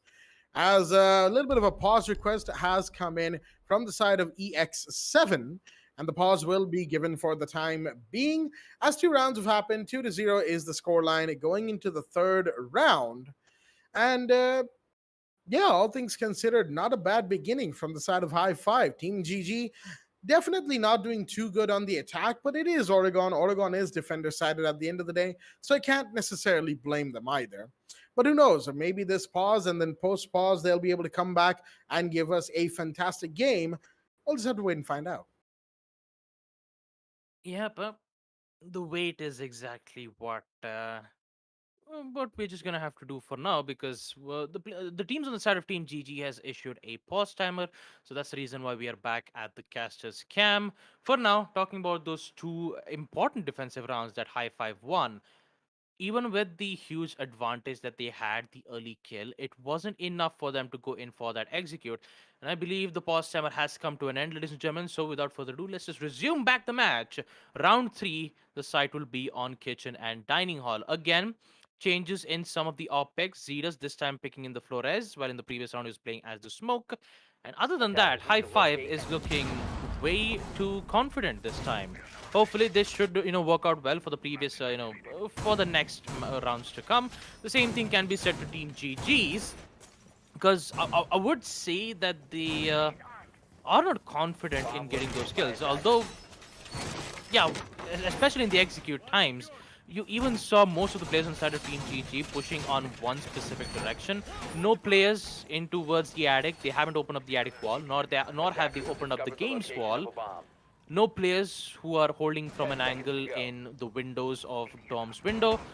Not even not even rappelling in right from the window side. So it was just one single push from Armory stairs and master bedroom, in which High Five had no problems dealing with.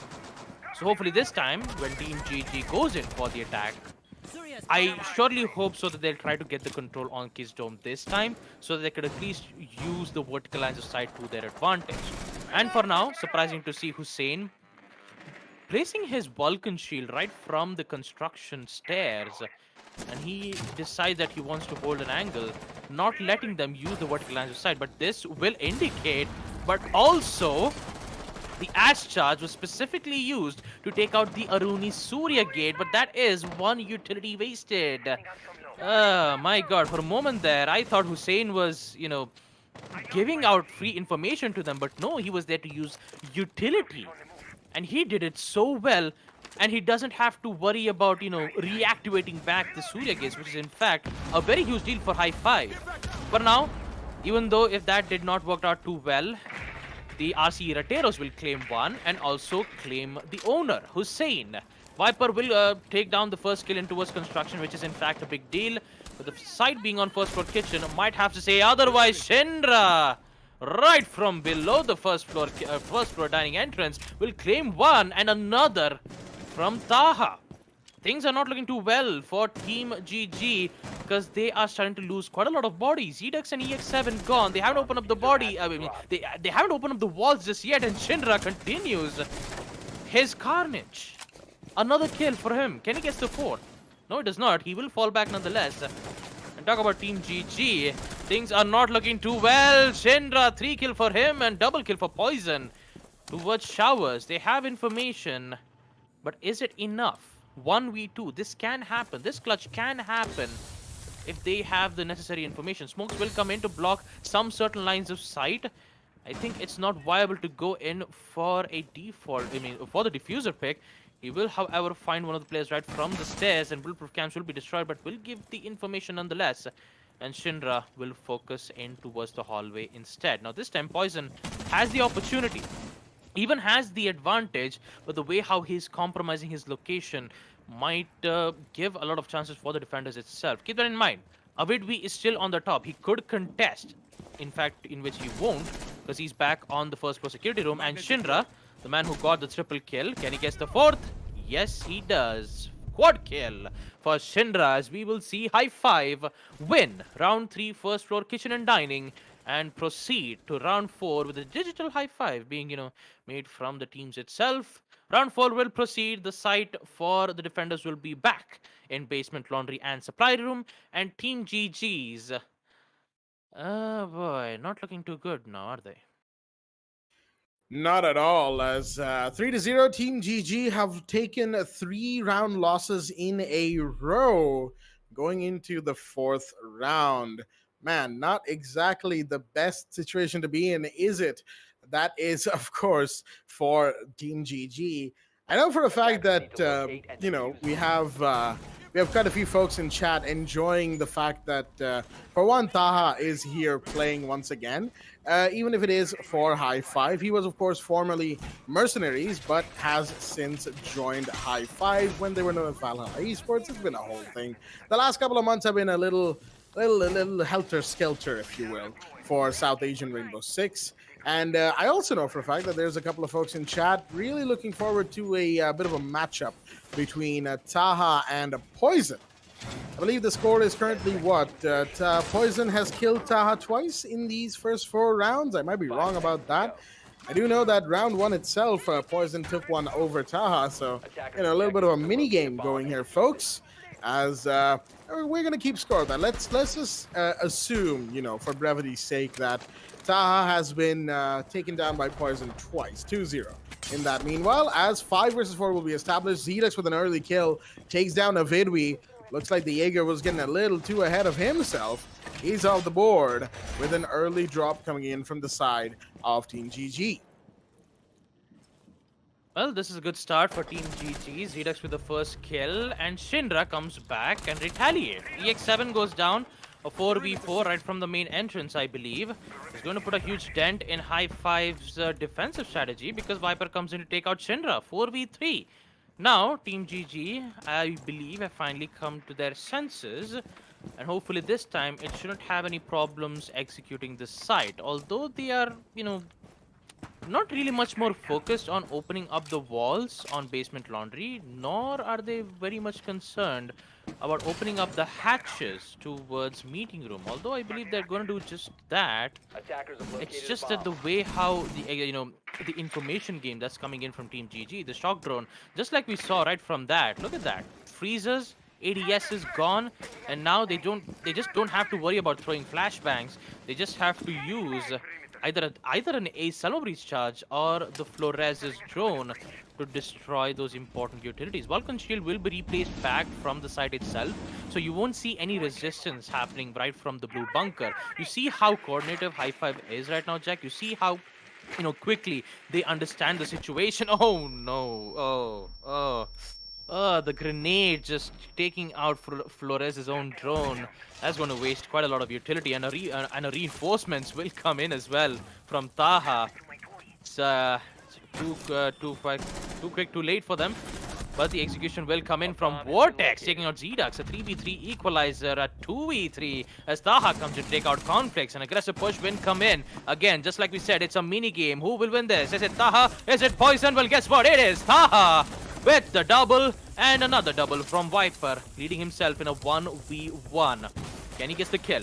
Can he eliminate Hussein? He is going to go in for the plant. Is this advisable? He has the information. Is this a fake? Yes, it does. It will be a fake. He sees the player and the Vulcan Shield. The Vulcan Shield will claim the life of Goyo. We will see Team GG win round 4 Basement Laundry. That is... Whew, boy. First a grenade, taking out the Flores' drone, and now Hussein getting killed by his own deployable shield. Digital high five. Well, it is what it is, as they say. And yeah, Team GG have finally put themselves on the board. 1-3 is the scoreline, and they still have a ways to go. There's no lead to be taken going into defensive rounds, mind you. But there is momentum to be had. Not only can they completely halt the momentum of High Five here and now, but they can also give themselves just a ton of said momentum going into the defense, and that will be huge, which would mean High Five would have to work extra hard on the other side because they'd be on the attack.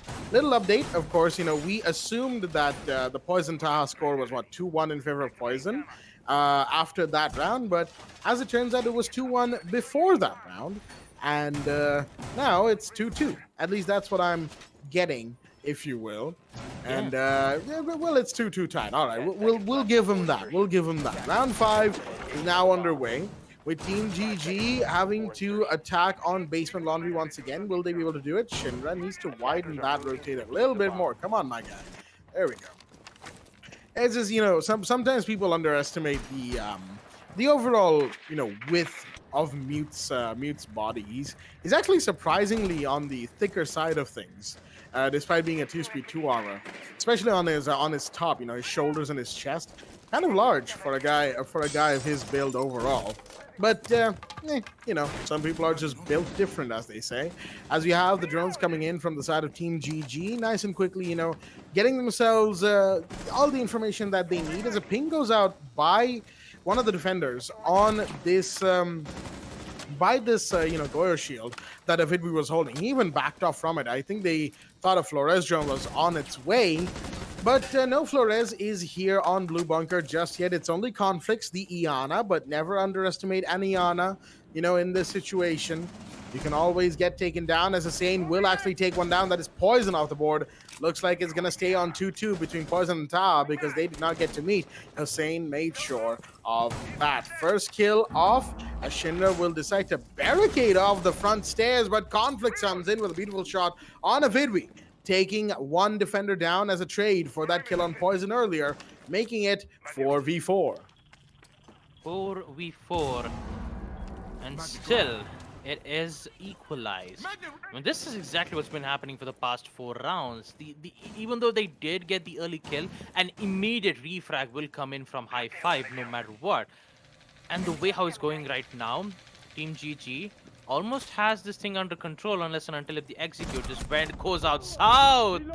Shinra My goodness. Attackers have We'll dropped lose the that bomb gunfight after all, but Taha is still alive with that refrag.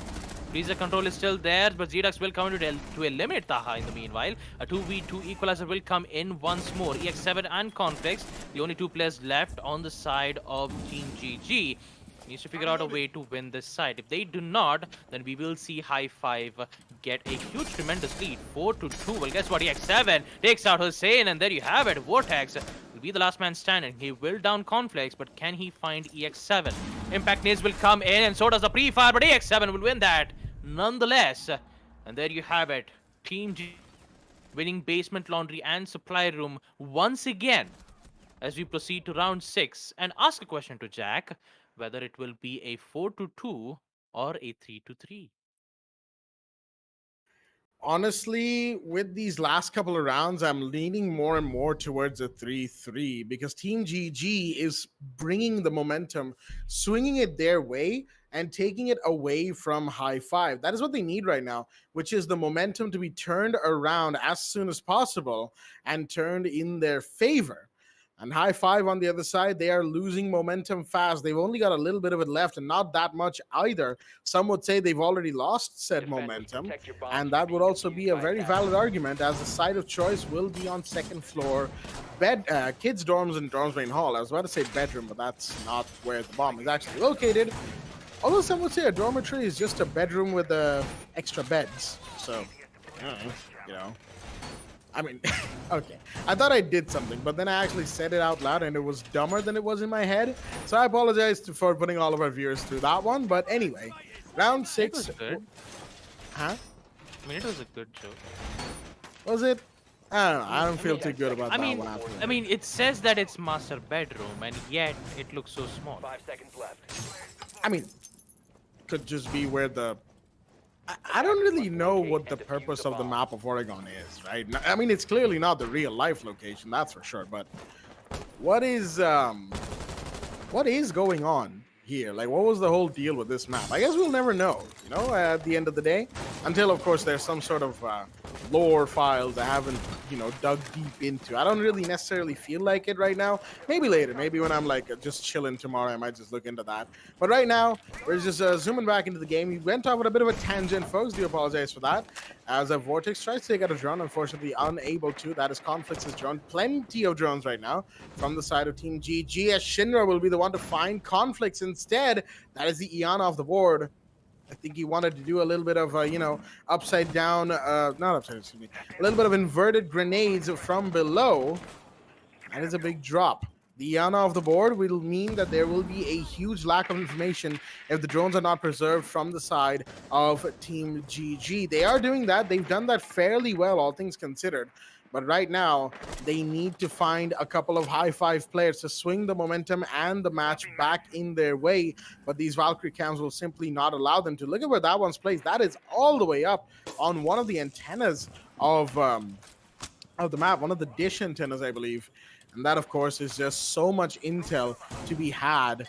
Some of these just go out. In the meanwhile, Hussein is simply going to have to wait and watch as Zedex finds Shinra in the meanwhile. Huge drop. That is your roamer taken care of. 4v4 on both sides. Poor Shinra. He was just checking out the camps to give vital information, but he got caught in the process. Not good, Shinra. Not good at all. Although Taha and Poison is still here, will we see a changes in the twos? The breaching charges will come in to take out the mute jammers, and I believe that will succeed, and Viper will continue to open up the walls in towards the game's room. Now Shinra is still available. He uses the C4 that might cancel. No, it does not. It doesn't cancel the Selma breach charge, and looks like the attackers are free to go for the push. Although they could go in for a crouch push this time, because the two sleds of the breach charges has been opened.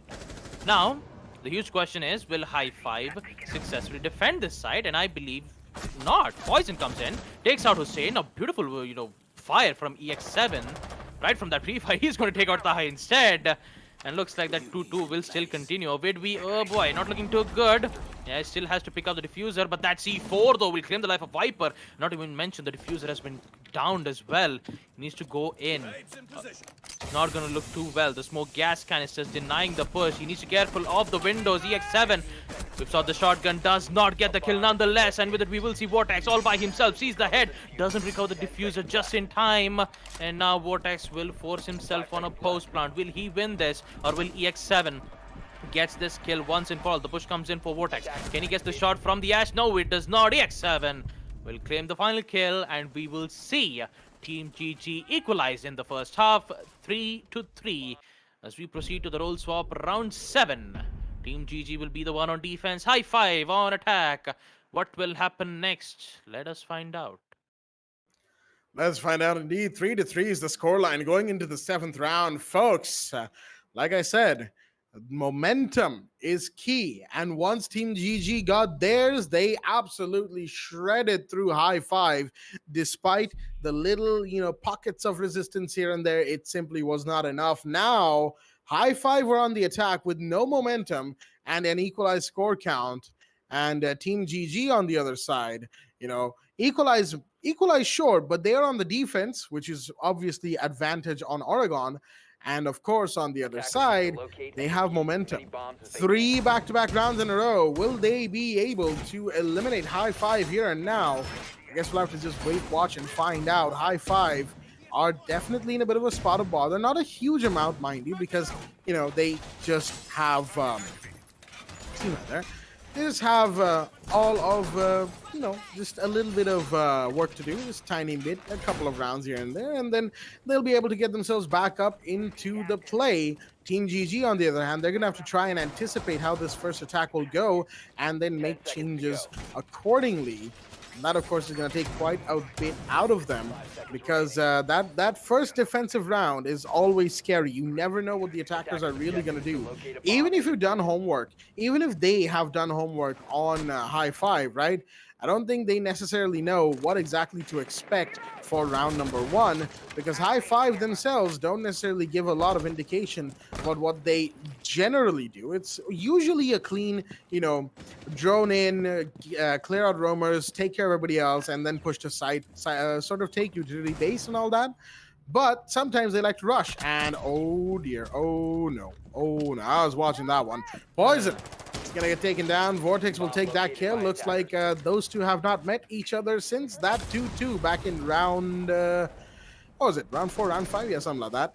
So yeah, Poison on the board, but going for a bit of a walk, as Hussein will use the verticality of the defenders against themselves. EX7 goes down, and Avidvi finds conflicts. Wait a minute!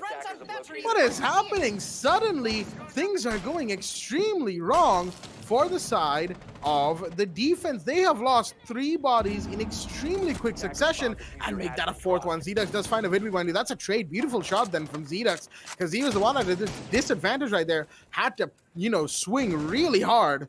But it's all now down to Viper. Last one standing, and he's going to go down to Shinra as well. What a round. What a round from High Five. They are not taking these last few, these last few rounds laying down. They are absolutely not happy about this. And with all that being said, 4-3 is the score line, as High Five have taken the lead again. Ah, boy. High Five. What you gonna do? What you gonna do when they come for you? Not quite sure what's gonna Not quite sure what exactly gonna happen about Team GG's though. Man, that is quite a lot to take in. 2 early kills. Valkyrie already gone on Freezer hallway. And now we see a huge lead on the side of High Five. Will we see the same mistakes being made from Team GG? Or will we see Team GG come back and equalize it 4-4? That's my main question though, because I did not expect that. I did not expect that previous round to be, just get eliminated instantly. Oh boy, conflicts. A lot of conflicts that he's going to meet if he decides to go in for an aggressive peek right outside the construction entrance. Maybe or maybe not, or who knows, maybe even Poison might go aggressive since he's on the main stairs. Actually, from the big tower stairs, but who knows? Action phase will come in from Team High Five. Vortex spawned in towards Junkyard. The other two, Hussein and Shindra, right in the streets. And the other, that would be Taha. Again, Keep that in mind, Jack. It is still 2-2. Or is it 2-3 though? Did Taha win up against Poison? Actually, it did not, because Vortex was the one who eliminated Poison right from that previous round. Quite unfortunate. But still, we will see Zdux come back, taking out Hussein this time. An early kill in favor of Team GG. This is the momentum that the defenders require. But will it be enough? Even with Hussein taken care of, and hopefully this time the vertical lines side not being created in favor of the attackers, things should go smoothly unless and until it goes out to be in the wrong way. Well, I guess only time will tell how it's gonna turn out. Given the fact that one attacker has been taken care of, that is insane. High Five are in a bit of a spot of bottom, but the X7 is taking a ton of damage. So many shots fired, but he's still alive and still kicking on this vertical angle. As the drones are still coming out from the side of Team GG, they are still trying to, they're still just trying to see what they can get away with right now. As more drones will come in, more drones will be taken care of, and Team GG are once again in a bit of a position of power, if you will, with Vortex. But there's something to say about that. Vidwi goes on to X, but in the meanwhile, one kill for one, and that is a trade at the best time possible. As more shots are fired, Shinra is now low on HP. Taha trying to get something out of a bit of verticality, but he won't be able to.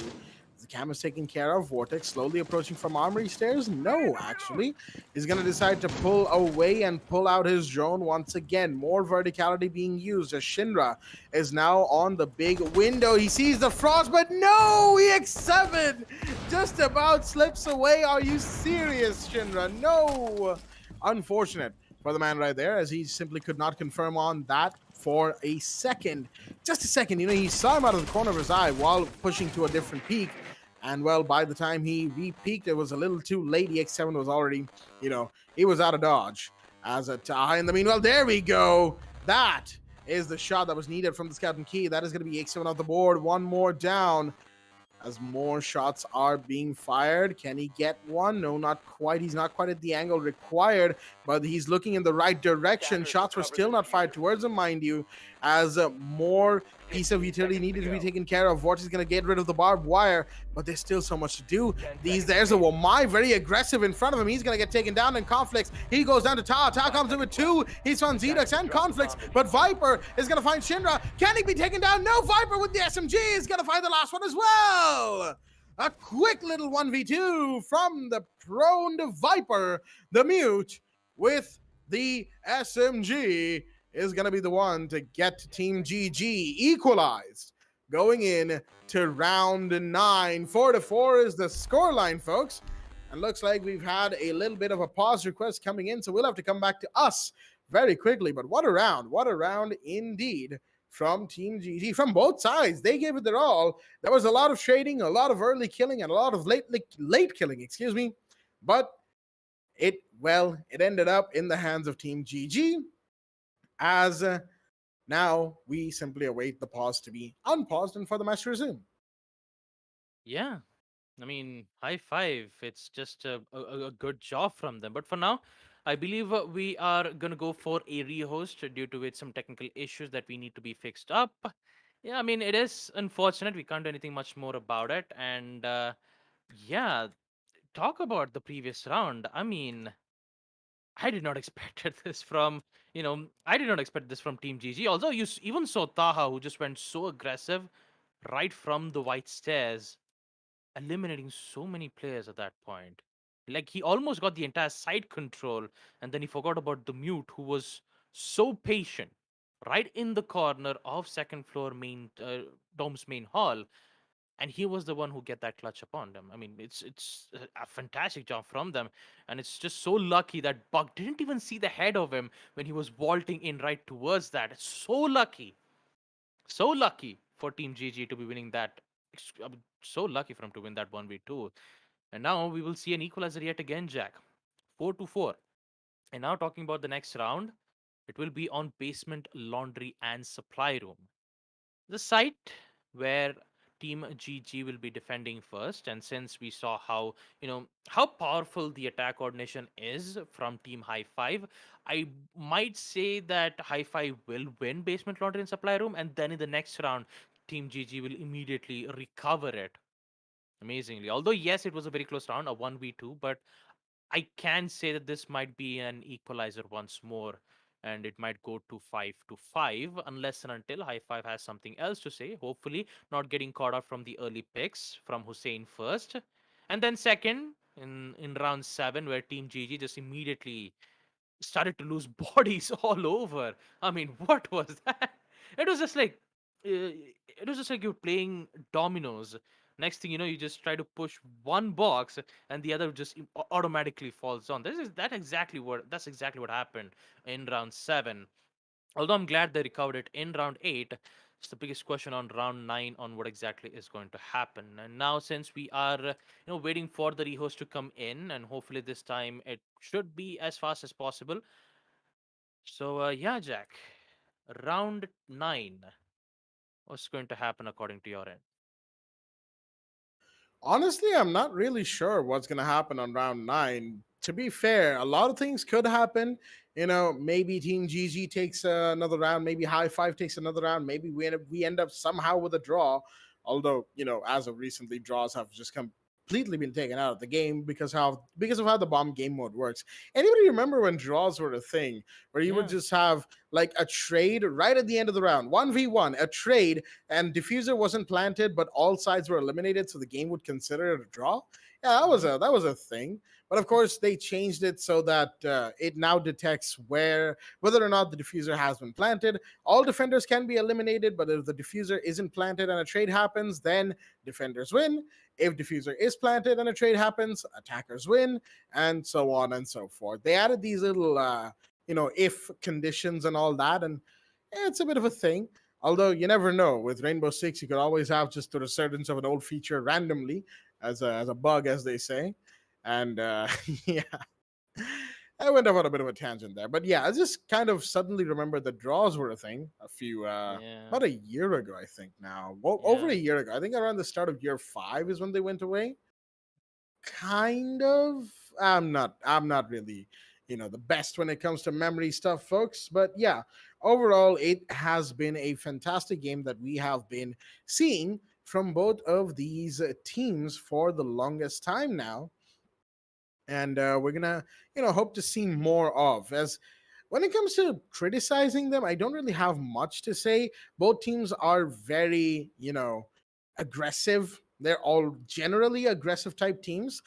From what we've seen of Team GG, they might be a little less aggressive than High Five, but even then it's a battle of who gets that early kill and who trades off of that first. Which trade is the one in the advantage. If the trade goes off the way of Team GG, then you can be pretty sure that the round will probably be won by them. And if the trade is in favor of High Five, then you can be quite sure that the round itself will go their way as well. It's really just down to the gunfights and a little bit of utility clearance, of course, a little bit of smartness and creativity and craftiness on how they go about getting those defenders out of important positions into advantageous positions where the attackers can simply take them out one by one. But yeah, like I said, it's hard to call, all things considered, as right now we're just waiting on the rehost to be taken care of, folks, and we'll be back with the game as soon as possible. Until then, you guys are just stuck with us for a little bit of time. And yeah, also, we were doing a little bit of a very lightning round recap before the match itself began. I believe our folks remember at home. As soon as the match began, we didn't have much time. I started with the recap of how things went today, and then suddenly we were in the game, so I had to just speed run through that. It was a speed run, world record, any percent speed run of a recap in a given esports game. But let's have an actual look at that right now, yeah, shall we? Since we have the Yeah. time. Yeah. The way the qualifiers work effectively, right, is 4 teams get decided between in each qualifier. There's 2 qualifiers that makes 8 teams for a final finals week, I guess, for this tournament, for the Challenger Series here. And today is the end of the first qualifier, which means 4 teams will be chosen from the matches today. There are 4 matches, only 4 matches, no off-stream games, as the brackets were decided this way. And of those 4, we have 3 teams already decided. Red Vipers versus Spada on the map of Oregon. Interestingly enough, we began on Oregon, we're ending on Oregon as well. 7-4 to Red Vipers after a little bit of fight from Espada early, but not much on the second half. Red Vipers qualify for the quarterfinals. Match 2, Mercenaries versus Valiant. Mercenaries were the ones to win that match. Once again, Valiants didn't really have much going their way on the second half. 7-4 to Mercenaries. And then, of course, the third one that we just had, Monkey Hunters versus Alchemists. Monkey Hunters dominated the game 7-1, and they qualified on the map of Villa. And now, well, as we said, equalized score count going into round 9 of this match. We're not going into it just yet, of course. Like I said, the Rios is still ongoing. But just before the Rios happened, it was 4-4, equalized between both sides of High Five and Team GG. Round 9 would be underway ever so quickly, and I'm hearing that both teams are in fact ready. So let us go back into the match itself, folks. 4-4 as round 9 is underway. Couple of 6 picks, one from Poison out of the castle into the Mira, and the other from Vortex out of the Ash into the Capital. Basement Laundry and Supply Room is the side of choice as round 9 is now underway. Oh boy, finally, the rehost has finally come to an end, and we can Attackers need to proceed locate and to defuse basement the main laundry and bomb. supply room hold from Team GG. Not a lot to say about these both teams. They've been giving it all. They've got 4-4 equalizer.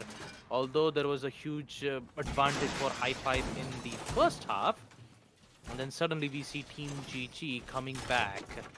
They did come back good. Round 9. So it's all about that moment of truth to see whether High Five is capable enough to succeed on a site like basement laundry and supply room, even on first floor dining and kitchen.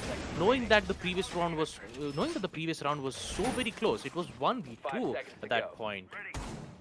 Still so much to. There is still a lot Attackers to must talk locate about and defuse the in bomb. GG. We still need to talk about the showdown, a mini game between Poison and Taha. It's still 2-2. Still not confirmed just yet. And talking about Mira, who's going quite aggressive right from the basement stairs. Vortex doesn't see that, but Hussein does. There goes Poison, and the 2-2 is still in, ladies and gentlemen. But the first frag will still be in the favor of High Five. Not looking too good. And talk about Poison, who wasn't a good idea to go that aggressive right from the basement laundry stairs. Even if it was EX7, I could have understood. Even if it was even if it was Zdux, I could have understood that because it's all about the heavy armor and the stuff that you're going to be seeing around. But this early kill from a team High Five is going to cost Team GG quite a lot. And look how they're pushing right now, Jack. You already seen the players gaining control on kitchen. Not even mention that they even got control on freezer stairs too. And now they're just slowly making their way in towards the site. They just have to open up the hatches in towards meeting and also on towards freezer hatch so that they can slowly be on their way. And Taha is still worried that there might be some players right on the top shelf, actually from the uh, on the top side of the big towers. It's will get clear. It will get cleared nonetheless. A lot of time being taken around. A minute and 30 seconds left for the attackers to make their play. Still on drone works, most of the attackers, and the meeting room, I believe, will succeed. Now the drop must happen. Viper, he knows that's going to happen, so he's trapped and ready with the drop with the help of his M5 shotgun. And Vortex, who made a quick run around and decides to gain control onto Bunker. He will use the fireball so as the pre-fire, but Conflict will win that nonetheless. 4v4 equalizer will come in back again. Talk about most of the players in towards meeting. They've almost made a decision to make a drop down, but that's been halted with the smokes gas canisters. Things are not looking too good for High Five as of now. And knowing on Zdux, who is patiently waiting around. Beautiful shot from Conflicts, taking out Hussein. And guess what? Zdux flank will succeed, taking out Shrindra and Abidwi in the process. Downing him out in towards the meeting hall. Taha left all by himself, and he won't succeed nonetheless. There you have it. Team GG will be in the lead, winning round 9. Basement laundry and supply room. A beautiful takedown from Conflict. Getting those 2 kills right from the blue bunker was absolutely necessary. And if Jaeger was taken out, the entire control from them was in their hands, and they just could have dropped down even much more easily. Throwing out the flashbangs to make sure that the smoke would not think of going aggressive, and they just have to, they just had to worry about the hallways of laundry and supply room, but it didn't work out well in their favor. As we proceed to round 10, 5-4 is the scoreline. Team GG needs 2 more rounds to secure their win. And what good could it be than to go on first floor meeting hall and kitchen? Well. Meeting hall and kitchen coming out from the Need to side of locate High and defuse Five. as many Excuse me, bombs Team as they GG. can. I almost said the wrong team's name right there. A little bit too used to High Five defending, even though it's been 3 rounds now, 4 that they're gonna be on roll swap. All right, I need to get myself together a little bit, folks. But anyway, kitchen meeting. A side that you don't necessarily see as often as kitchen and dining, but it's kind of interchangeable, really. With meeting, you're just trading the hard breach on. Trading the hard breach on small tower for the hard breach on big tower, and second floor wise, you're looking at attic being a little bit more, influential with the attic hatch and the attic breaches and all that. Verticality is definitely there. Some would say more so than the site of dining. Kitchen itself, of course, remains just below kids' dorms, so yeah, that is always going to be just something to watch out for, generally speaking. As we have a dock in play, I just realized Viper has brought in the French healer. Speaking of healers, Thunderbird will, of course, be available when Season 3 begins, folks. So keep your eyes out for that one, as that operator is going to shake up a lot of things. But EX7 is going to shake things up right now by finding Hussein early. And that is a big drop. Iana off the board early on this round. Might not be, might not be too good for the side of High Five, because the Iana, as we all know, with the Gon 6 grenades, G36, and of course her Gemini replicators, is a ridiculously good operator to have on hand. Oh, Poison nearly had Shinra peeking the long angle. Unfortunately, he kind of missed. Taos Joan has found where the Mozzie is right now, Poison that is, and that means an attic push is slowly going to come underway, as the defenders have to fortify themselves on second floor just a little bit more. I'll talk about fortifications. High Five is definitely going to lose Hussein a lot due to that utility-wise. But Team GG looking so strong, even with that early kill being made from EX7's UMP.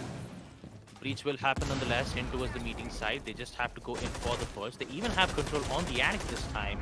They don't have Poison's confirmation just yet. The prefaz will come in from Vortex to make sure that the kitchen push would not happen. But there's nothing much else that the attackers can do except push towards meeting. Viper will tear off the castle's armor panel and use his barricades.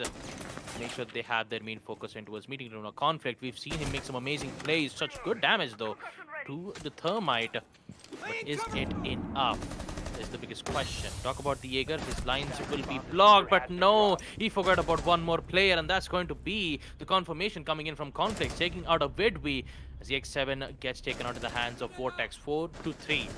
They still don't have control in towards meeting, as you see Poison go up against Taha once more. Who's going to win this gunfight? But meanwhile, on the other hand, we see Zedux take out Shinra. That is a big drop coming in from Team GG. What is going to happen next? As the only 2 players left on the side of Team High Five is Taha and Vortex. What is going to happen next, knowing the time is only 25 seconds, and Taha goes in for the push. He gets one, gets the confirmation, but it's too late. Viper clips the light of Vortex, and Poison comes in to eliminate Taha. And with it, we will see Team GG go to match point against Team High Five 6-4, and also Taha winning the gunfight against Poison. Or wait, was it Poison who? Yeah, actually, yeah, it was Poison who won against Taha. The score will be 3-2 against them. Well, I think that score has progressed quite a bit more, but I've personally lost track, so I'm not even going to try coming up with the maths that is required to, get ourselves back on track, because, like I said, we're not good at maths, folks. Team GG match point 6-4 is the scoreline going into now the 11th round. As second floor Kids Dorms and Dorms Main Hall is the side of choice. Vortex takes a 6-pick out of the Ash into the Hibana. But I am a little worried about High Five because after those first 3 rounds, right, they lost 3 to Team GG. Then they took a round on the attack on second floor Kids Dorms and Rosaline Hall, and then they've lost 3 rounds since. Team GG are looking really good to qualify for the quarterfinals right now, but High Five might still have something to say about this. They only need 2 rounds, mind you, 2 rounds to equalize and push for overtime, and that could still be a possibility. As the only other close game we've had was the very first one, and poetically enough, it was also on Oregon. And oh, boy, excuse me right there. And that was, of course, the game between Espada and Red Vipers, and it also shared something similar between both sides. Espada and Red Vipers were trading constantly for rounds, as it was a 3-3 going into the half, and then suddenly Red Vipers pulled ahead and left Espada in the dust, as they simply could not keep up. And same with the Mercenaries Valiant's game. Again, trades in the early half. They were 3-3 going into the half, and then Valiants just simply dropped off. So far, I'm seeing a very similar pattern emerge here between Team GG and High Five, as High Five started off strong and even kept up trades when Team GG were building up momentum. But since then, they have dropped off significantly and now are looking far worse for wear. Drones come in from the side of High Five. They know what they need to do overall, but will their execution this time work is the question, I think, on everyone's mind. Zedux, the defender, Jaeger, coming up right now, decides to go for a run and actually finds one. Can he find 2? Yes, he does! Huge double kill on the tower side with no one watching the tower stairs, but unfortunately Taha will disconnect as well. Worst time possible to disconnect right there for Taha, as it will leave his team in a 2v5. What just happened? Why were none of them watching tower stairs? Not even a drone, nothing. What just happened right there? High Five eliminated, and you have Poison taking down a Vidway. Shinra does find one, but he's now the last one standing, and suddenly it's a 4v1. Shinra, how much can he do in this situation? Last person, last man standing. Poison's coming in for the kill, and he will take that cleanly. As with that, we have High Five being eliminated despite that beautiful, oh, well, excuse me, in the face of that beautiful early play from the Jaeger. And yeah, Team GG are going to be the ones to quite literally say GG and move on into the quarterfinals, folks. Your 4 quarterfinalists have been decided, and they will include Team GG after this 7-4 victory over High Five. What a match indeed, as they will join the ranks of Monkey Hunters, Mercenaries, and Red Vipers as the teams to go on ahead into the quarterfinals. The first 4 have been decided, and that, of course, concludes day 3, the last round, if you will, of Qualifier 1 of the AMD, the Esports Club Challenger Series 1 Qualifier 1, supported by Ubisoft, and it's been a fantastic game. Of course, we're going to be talking about that just a little bit more before we end off, and that'll be in the highlights, which will go live on your screens in just a short minute here. And yeah, overall good game. Unfortunately, you know, as we go into the highlights, unfortunately, we didn't really see much from the side of High Five on the other side. Baba, what do you think happened to High Five right at the end there? I mean, even I also have a lot of questions to ask, Jack. I mean, the first half of Team High Five was very promising. The way how Vortex was claiming those kills, and not even mention Taha, who was very confident enough to get those kills. Somehow, something happened in like after the 3rd round. We started to see Team GG suddenly come back on Basement Laundry and second floor Kids Dorms. And although I believe the main reason could be, I would say the main reason could be Zedux, because he's been making quite a lot of kills. Zedux and Viper was making quite a lot of kills, and yeah, this round 4 itself started to give them a lot of momentum thanks to that one single Goyo's Vulcan shield. And there were some certain spots where Team High Five was giving a very simple early kills to them. Not quite sure exactly why, but it started to happen on towards the second half. And yeah, this was specifically the round where Team Hi-Fi had no problems whatsoever. Round 7, everyone started to move. They started using their own vertical lines of sights. They started to go, aggressive right in towards the windows. They started to lose quite a lot of players. And this round 8 was where we saw Team GG make an extraordinary play thanks to Viper winning that 1v2 gunfight. If that 1v2 did not happen, if Bug didn't use the skeleton keys to eliminate the player who in fact didn't have any information on where exactly Viper was, and then we saw Team GG make an incredible comeback from round 8 to round 11, 4 consecutive defender wins. And there was this one specific round where it was almost Zetas just immediately goes aggressive, no information, gets all of them, and yes, Taha accidentally DC'd, and we all know what exactly happened in the end. High five, unfortunately, will be eliminated. And congratulations to High Five, they will be qualified for the quarterfinals. I think that's Team GG you're talking about over there. Wait, did I just say High Five twice? You did. I was about to self five myself, but yeah, it's ingenious. Anyways, we will see Team GG proceed to the quarterfinals, whereas High Five will be eliminated. Unfortunately for them. And yeah, those are your 4 players for the AMD, the Esports Club Challenger Series for Rainbow Six Siege, supported by Ubisoft. And that 4 teams is none other than Team Red Vipers, Team Mercenaries, Monkey Hunters, and Team GG. Who will succeed? Who will go back to the drawing board? It's all up to you guys. Let's see what's going to happen. And of course, before we sign off, another reminder that Qualifier 2 registrations are live. So head on over to the Esports Club, over on social media, over on their Discord, over on the SAR6 Discord. The links are everywhere, folks. Make sure you get yourselves registered for Qualifier 2. And to the teams who have been defeated today, worry not, there is still a second chance. And that chance is going to be your last to get into the top 8. Will you be able to make it? We'll find out next weekend. Until then, that has been it for myself, Blackjack, and my co-host, Baba Gusta, for the AMD, the Esports Club Challenger Series 1, supported by Ubisoft. And we will be back on Friday with more Rainbow Six Siege action. Until then, stay tuned, and good night.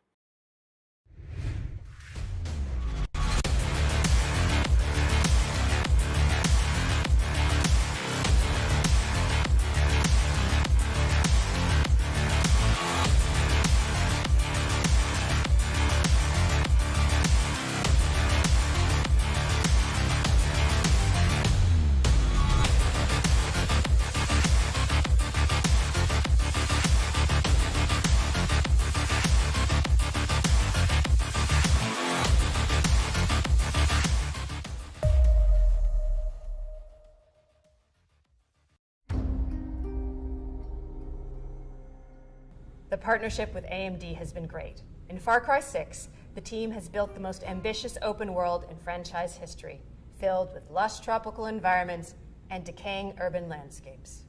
To push the visual fidelity of our game and immersive gaming experience, we've been collaborating with AMD to implement next-gen rendering techniques like DirectX ray tracing and AMD Fidelity Effects features.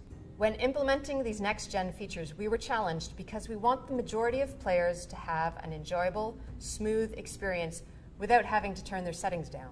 Using upscaling technology like AMD Fidelity Effects Super Resolution helps us address this problem because it means more players can enjoy Far Cry 6 with their graphic settings cranked up and without compromising frame rate. FSR is a cutting-edge spatial upscaling solution. It's easy to integrate into our development pipeline, and it delivers substantial performance boost while retaining excellent image quality on the highest quality setting. Additionally, we believe AMD's GPU Open and the support for open standards and platforms drive innovation forward. We can't wait until October 7th when players will finally get the chance to see all the hard work we've put into Far Cry 6. It's very exciting that we're getting closer to showcasing to players the game, powered by the latest AMD technologies.